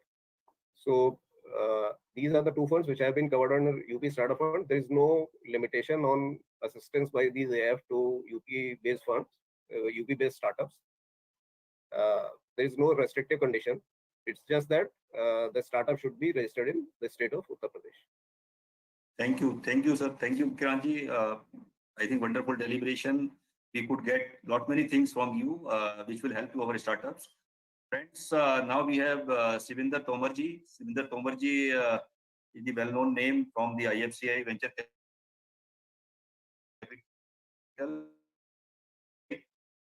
Working with IFCI since 2001, I think, whatever I can see from that profile. And he was in the different department of IFCI currently, and he was at the TFCI also. And currently, he is the managing director of IFCI Venture Capital Fund, which is having, I think, 3-4 funds: Green India Venture Fund, India Enterprise Development Fund, India Automotive Manufacturing Company funds. So 3-4 funds you are managing, and most of the funds are related to, and you are managing the scheduled caste on scheduled tribe, the CST fund also. And almost all the funds are taking care for the MSME and startups. So, sir, we would like to understand from you about your organization, how you are helping to startups or the MSME, and what is the journey till now of the IFCI venture, and the advantage to the MSME out of that. Over to you, sir. Good afternoon, all the co-panelists, and Ashish ji, thank you very much. It has been a very interesting session right from the beginning, and let me tell you some of these schemes I heard today for the first time, but I can feel that so much of being done with regard to the startups initiatives and the MSMEs. As per the agenda, I am expected to speak about the SME Advantage Fund. I think that is the fund. Probably this information has been taken from the website. So the funds that you quoted, they were fully invested, and we have exited from many of the investments. Some experiences were very, very good. some were not, as usually it happens in the venture funds. SME Advantage Fund is already registered, and some we are in the process of raising money. And I was keenly hearing Rajvanshi ji. We will be approaching that fund also, and as well as the new MSME fund, which is being launched as is expected soon. So that fund will be catering that area. But today, what I want to do, because the other funds which have been explained here and the schemes, they already cover most of the part of the MSMEs. I will like to speak about the three funds which are there with the IFC Venture Capital Fund, or IFCI, sponsored by Ministry of Social Justice. And in the beginning, Mr. Khetan was mentioning that the startups or the MSMEs, they face a lot of problem in terms of, when they are asked about the ratings or 3 years profitability and the track record, all these things. So probably these are the things which are addressed in these funds, because large number of population of our country belong to these two categories also, which is scheduled caste category and the backward classes. So the fund, which is Venture Capital Fund for Scheduled Caste, was launched in 2015. And that fund caters to the entrepreneur belonging to the venture capital, to the Scheduled Caste category. There, the investment is offered only to the companies which are promoted by the Scheduled Caste entrepreneurs who hold 51% shareholding in that company. And the requirement is that the company should be in existence for the last 1 year. The assistance which is provided to this company ranges from 20 lakh rupees to 15 crore. And it can be any project. It has to, some indicative requirements are that the project should be creating assets, and it should be generating good employment in that area. And it could be manufacturing, it could be service industry. For example, it could be in the transport, hotel, things like that. So till date, from the launch of this scheme till date, we have sanctioned about 117 projects in this. I think 119 projects in this. To the tune of about, I think, close to 500 crore rupees has been sanctioned in this fund. And the entrepreneurs have taken advantage through the length and breadth of the country. Here, the maximum investment can go 15 crore, and there are cases where full 15 crore has been disbursed and invested. The sectors range from everything and anything. For example, it could be food processing, textile, pharma, it could be steel products, it could be solar power generation. So all kinds of sectors are covered in that. And it has been there, and we have been continuously making efforts to popularize in the month of May, from 9th May to 12th or 13th or 14th of May. We release advertisements across the country just to attract the interest of the venture capital, for the venture capital fund from scheduled caste entrepreneurs. The investment is made by way of the debentures route. There, the total tenure is 8 years, and the rate of interest which is charged is 8%. In case the entrepreneur is a women entrepreneur and she is controlling the company by holding 51%, then the rate of interest becomes 7.75%. If it is a project wherein about only 5 crore rupees is to be contributed by this fund, the entrepreneur may not look forward to get any support from the bank. But in case the contribution from this fund will be in excess of 5 crore, for example, if the total project cost is, say, about 30 crore, in that case, the fund will give 15 crore, and the balance 15 crore can be raised 50% by the entrepreneur himself, can bring as a promoter's quota equity, and balance 50%, that is 7.5 crore, can be raised from the bank. So this is how the funding is provided in this fund. At the same time, when this fund was launched, so it was felt that because this fund can provide money only to the companies, being a venture capital fund, it will provide money only to the companies. So the need was felt that there should be another fund which may help the SC entrepreneurs who might not have the companies in place, but they are doing some successful business in the form of proprietorship or partnership also, besides companies. So companies are also eligible there, but even the entities like proprietorship or partnership, they are eligible. Partnership only when the SC entrepreneur is having more than 51% shareholding in that. There we provide, there the loan is sanctioned by the bank and the guarantee is provided by a fund called Credit Enhancement Guarantee Scheme for Scheduled Castes. And there the range is from 15 lakhs to 5 crore. Now from 15 lakhs to 1 crore, if there is a assistance which is sanctioned by a bank, here the banks are all the PSU banks. Now they are 40, here they were initially they were 27, then they became 22. Now they are 14, 12 PSUs and IDBI and one SBI. So put together 14 banks, any branch across the country. The entrepreneur can go and ask for this scheme. There, if the loan amount is sanctioned between 15 lakhs to 1 crore, 100% guarantee is provided under this fund to the bank. Now look at the situation where bank sanctions anything under this scheme. The bank gets the charge on the project. Besides, there is a liquid guarantee available in the form of guarantee from this fund. So it becomes a very attractive situation for the bank. If the loan assistance is more than 1 crore and up to 2 crore, the guarantee amount becomes 80% of that amount. So if, in case the assistance is 2 crore sanctioned to a SC entrepreneur, he could be, as I told you, individual or a partnership in this fund, guarantee fund, or a company. He will get 80%, means in assistance of 2 crore, he will get guarantee from this fund to the tune of 1.6 crore. And from 2 crore to 5 crore, the guarantee becomes 70% of the amount sanctioned. Means 5 crore sanction from a bank will entail a guarantee from this fund to the tune of 3.5 crore. And the maximum guarantee, which is capped at 5 crore, means that goes beyond 5 crore. If the assistance is more than 5 crore, the guarantee amount becomes 60%.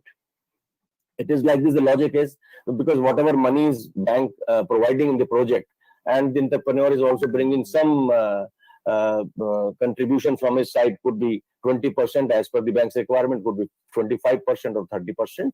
In that case, because bank creates a charge on those assets, and besides that charge, it is the additional 60%. So means, because the maximum guarantee is 5 crore, so in that case, because 8.3 bank can sanction 8.33 crore and can get 5 crore guarantee from this fund.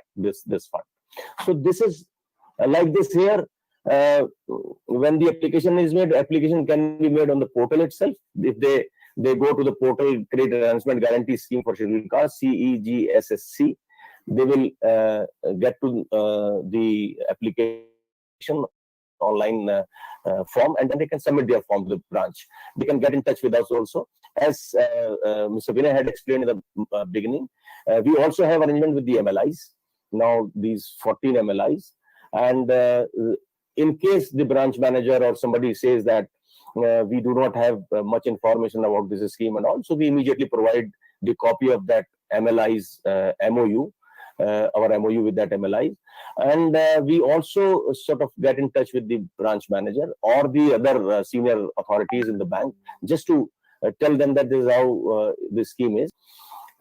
This scheme has not been very popular, let me tell you, because most of those who have been taking advantage of the venture capital fund for scheduled caste, most of these entrepreneurs have approached the banks for their working capital loans and some other assistance. There they have taken advantage.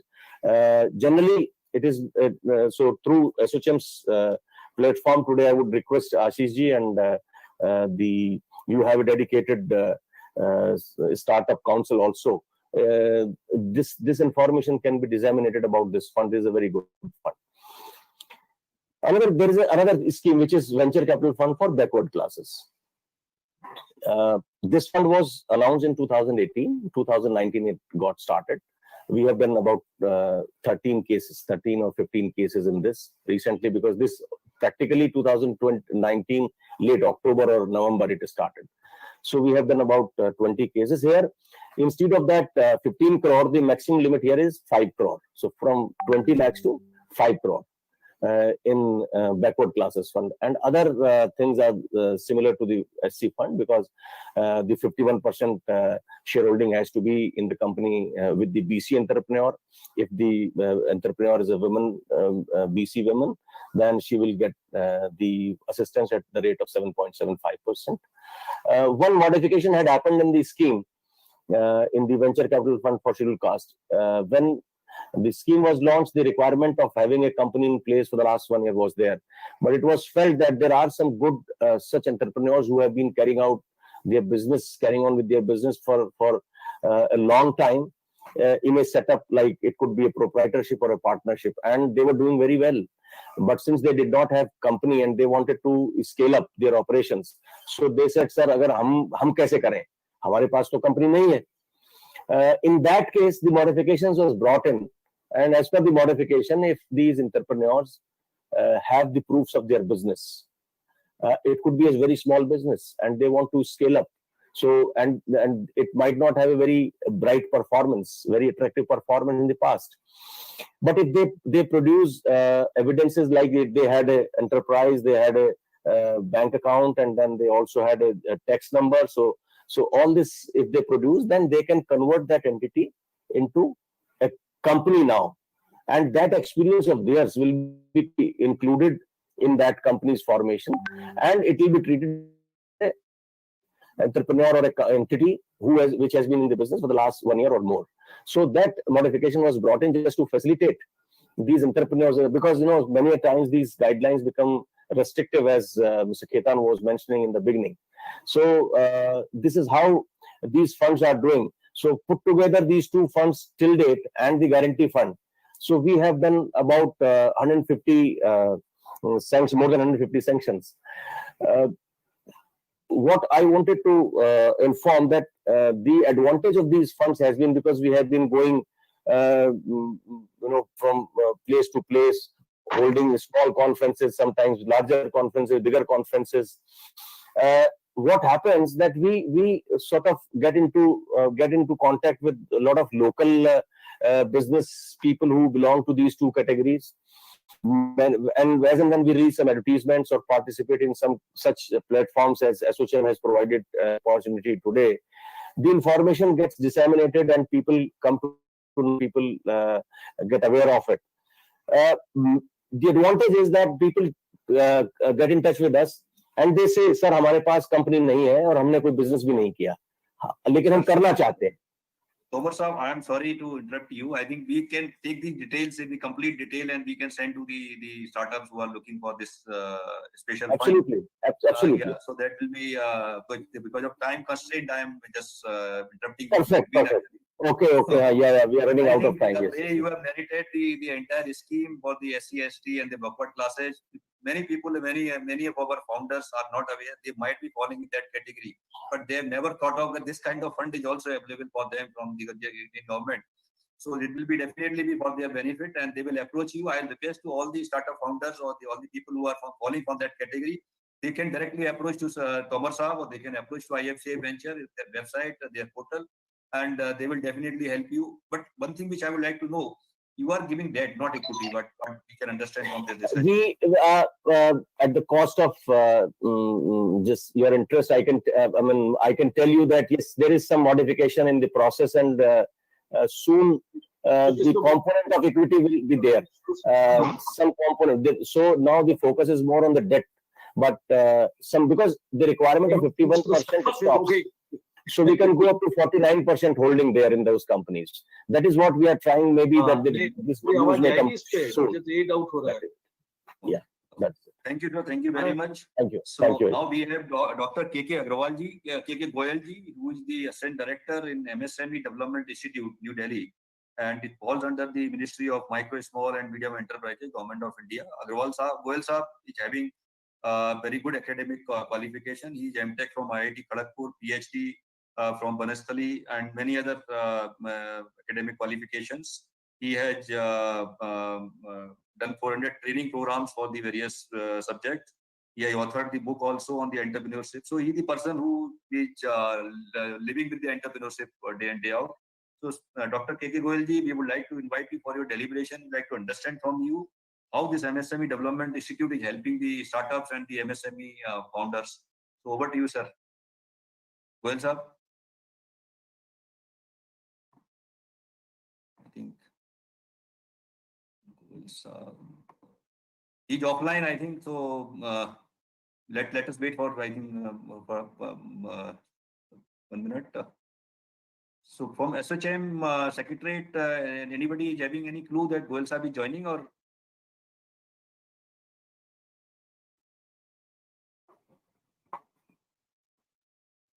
Sir, Ashish sir, he is joining, sir. Just one second, sir. Okay, no, so we'll wait for him. So in the meantime, sir, Bikranji, there is a question for you.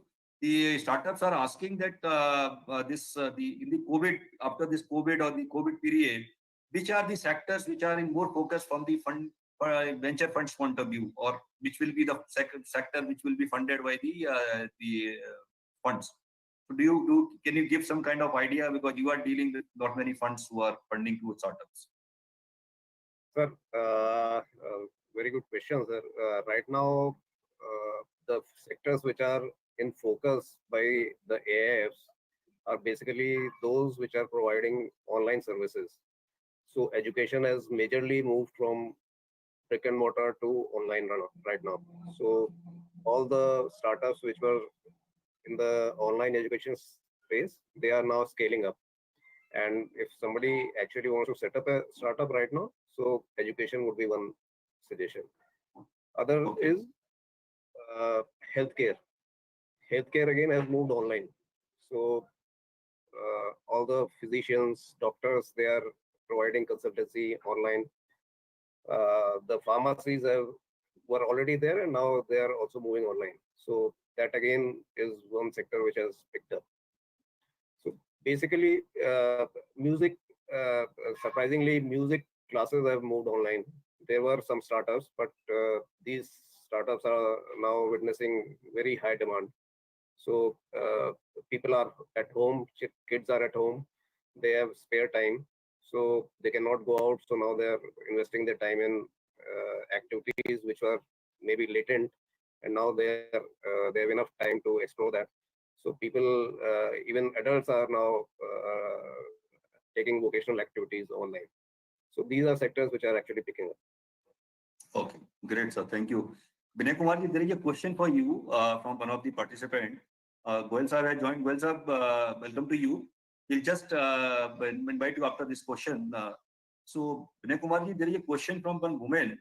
She has written that I am from 100 plus and e-commerce startup focused on women in rural and semi-rural urban areas, where we appoint women as an e-retailer. That e-commerce as we are in trading but not in manufacturing and services. Sir, as I have already told during the presentation, that retailers are now eligible under the CGT for CGTMSE coverage. Sir. Okay, great, sir. But the maximum limit of the loan will be 1 crore in case of retailer.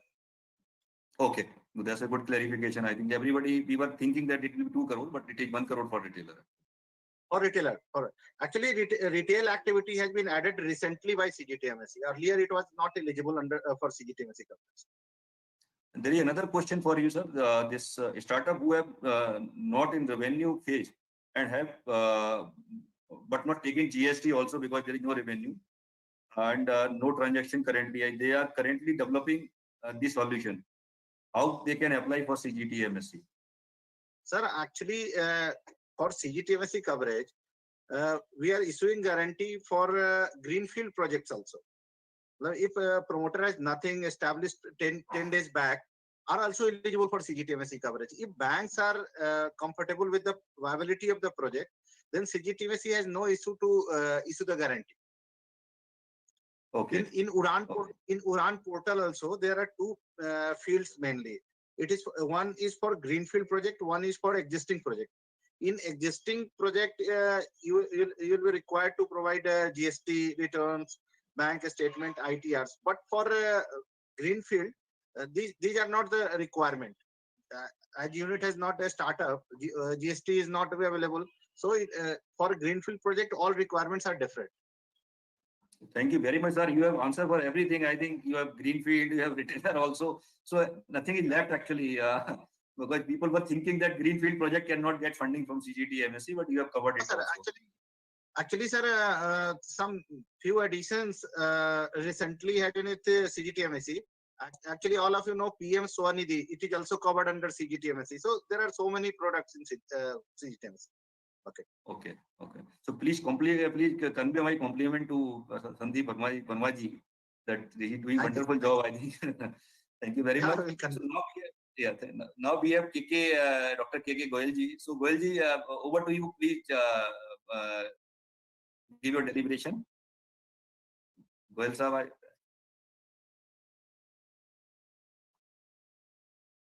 Over to you, Goyal Sahab. I think your mic is off, sir.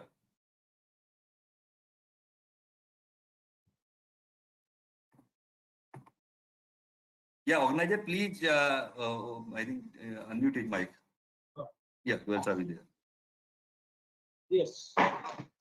Am I audible? Yeah, sir, you are audible now. Okay, sir. So we are here.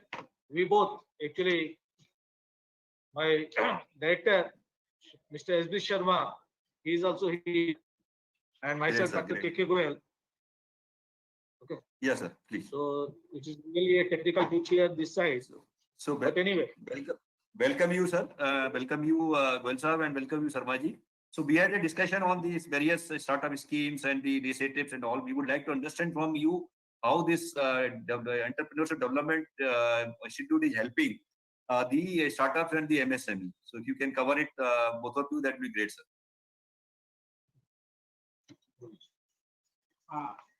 Good afternoon to all. My name is Ashish Sharma. I am Director in charge of MSME DI OPLA. As you all are aware that MSME Development Institute is functioning under Office of DC MSME, Ministry of MSME. We are having All India network of around 72 field offices. There are several schemes are functioning under Office of DC MSME, but we will try to cover one or two during this discussion. And if you are interested, then we can cover one by one in different sessions later on. अभी cluster scheme के बारे में थोड़ा सा discuss करते हैं sir. Yeah, please, sir. Cluster scheme office of DC MSME की एक ऐसी स्कीम है जिसमें हम इंफ्रास्ट्रक्चर डेवलपमेंट के लिए, जहां पर एमएसएमई स्कीम इसमें गवर्नमेंट ग्रांट देती है और कॉमन फैसिलिटी सेंटर इसमें बनाए जाते हैं. और इसका प्रोसीजर ये है कि आप कॉमन टाइप वर्क करने वाली जो इंडस्ट्रीज होती हैं उनके कुछ इस तरह की रिक्वायरमेंट होती हैं कि यदि वो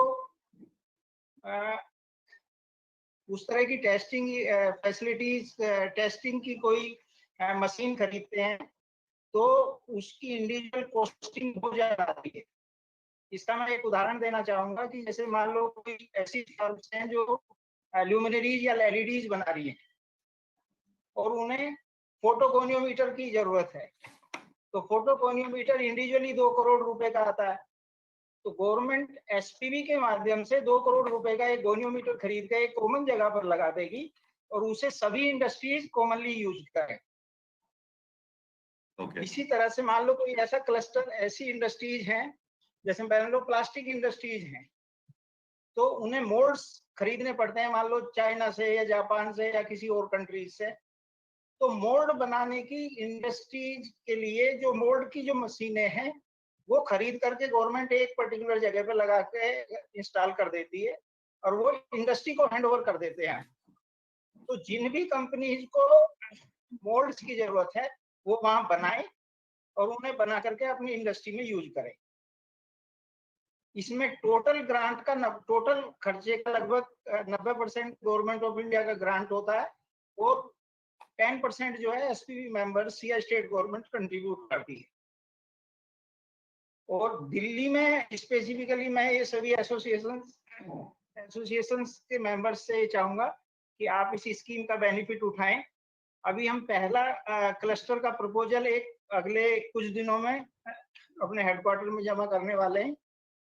ओखला ऑफिस में आज तक इस फैसिलिटी को किसी ने भी अवेल नहीं किया है।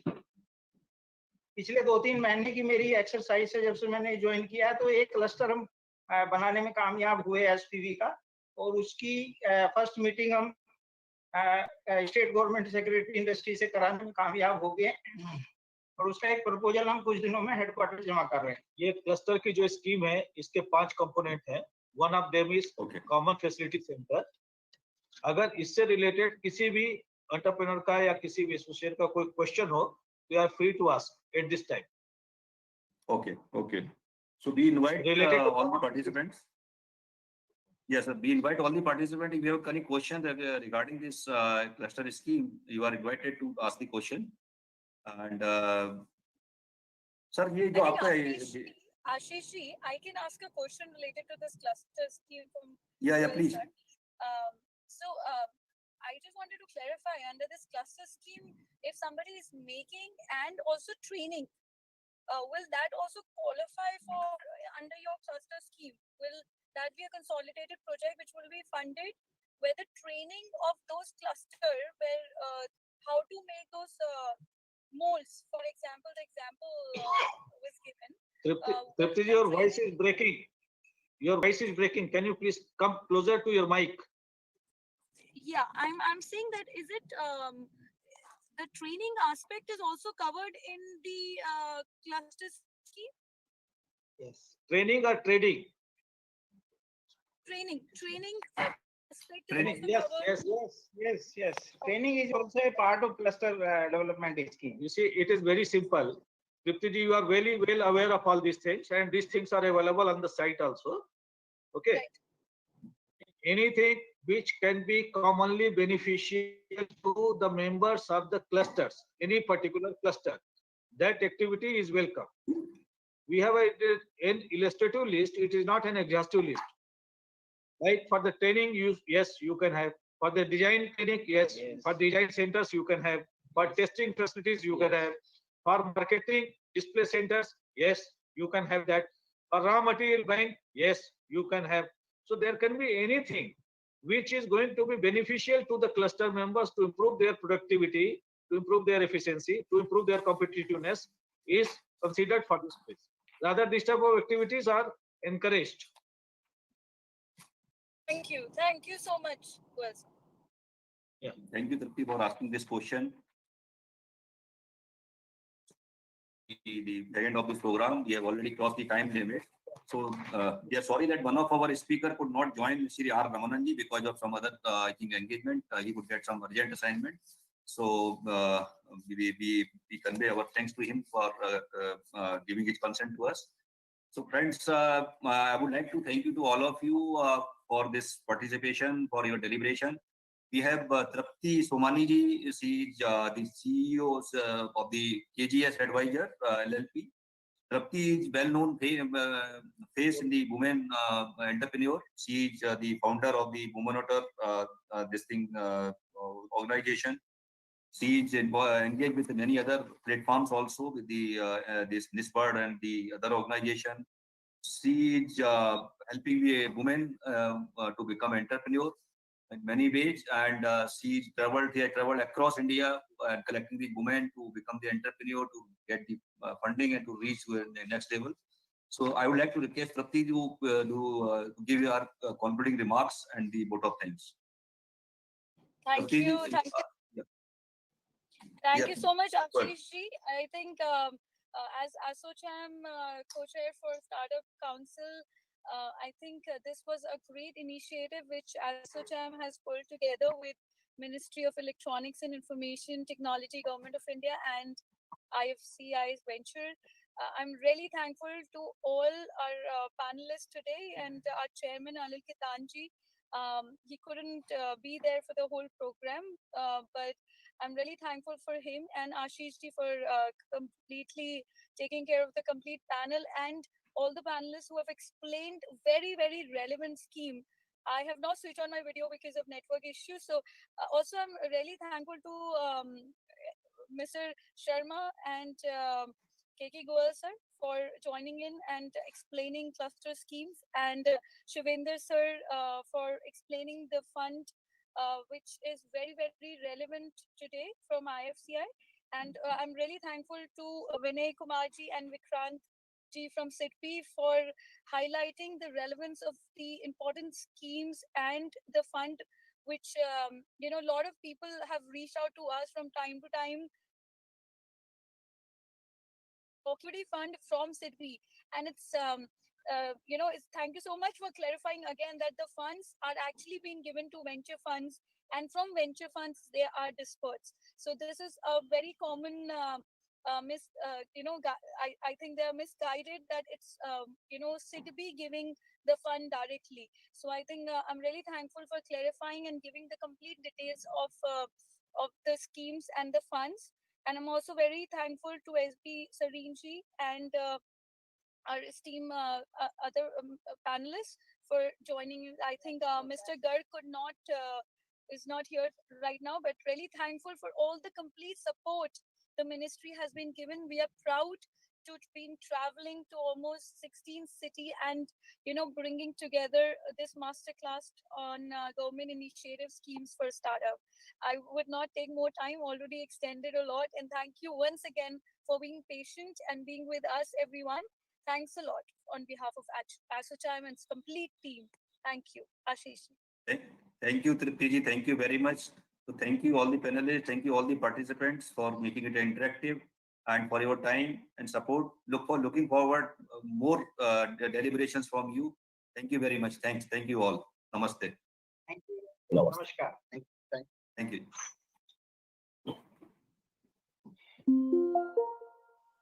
बहुत ही टाइट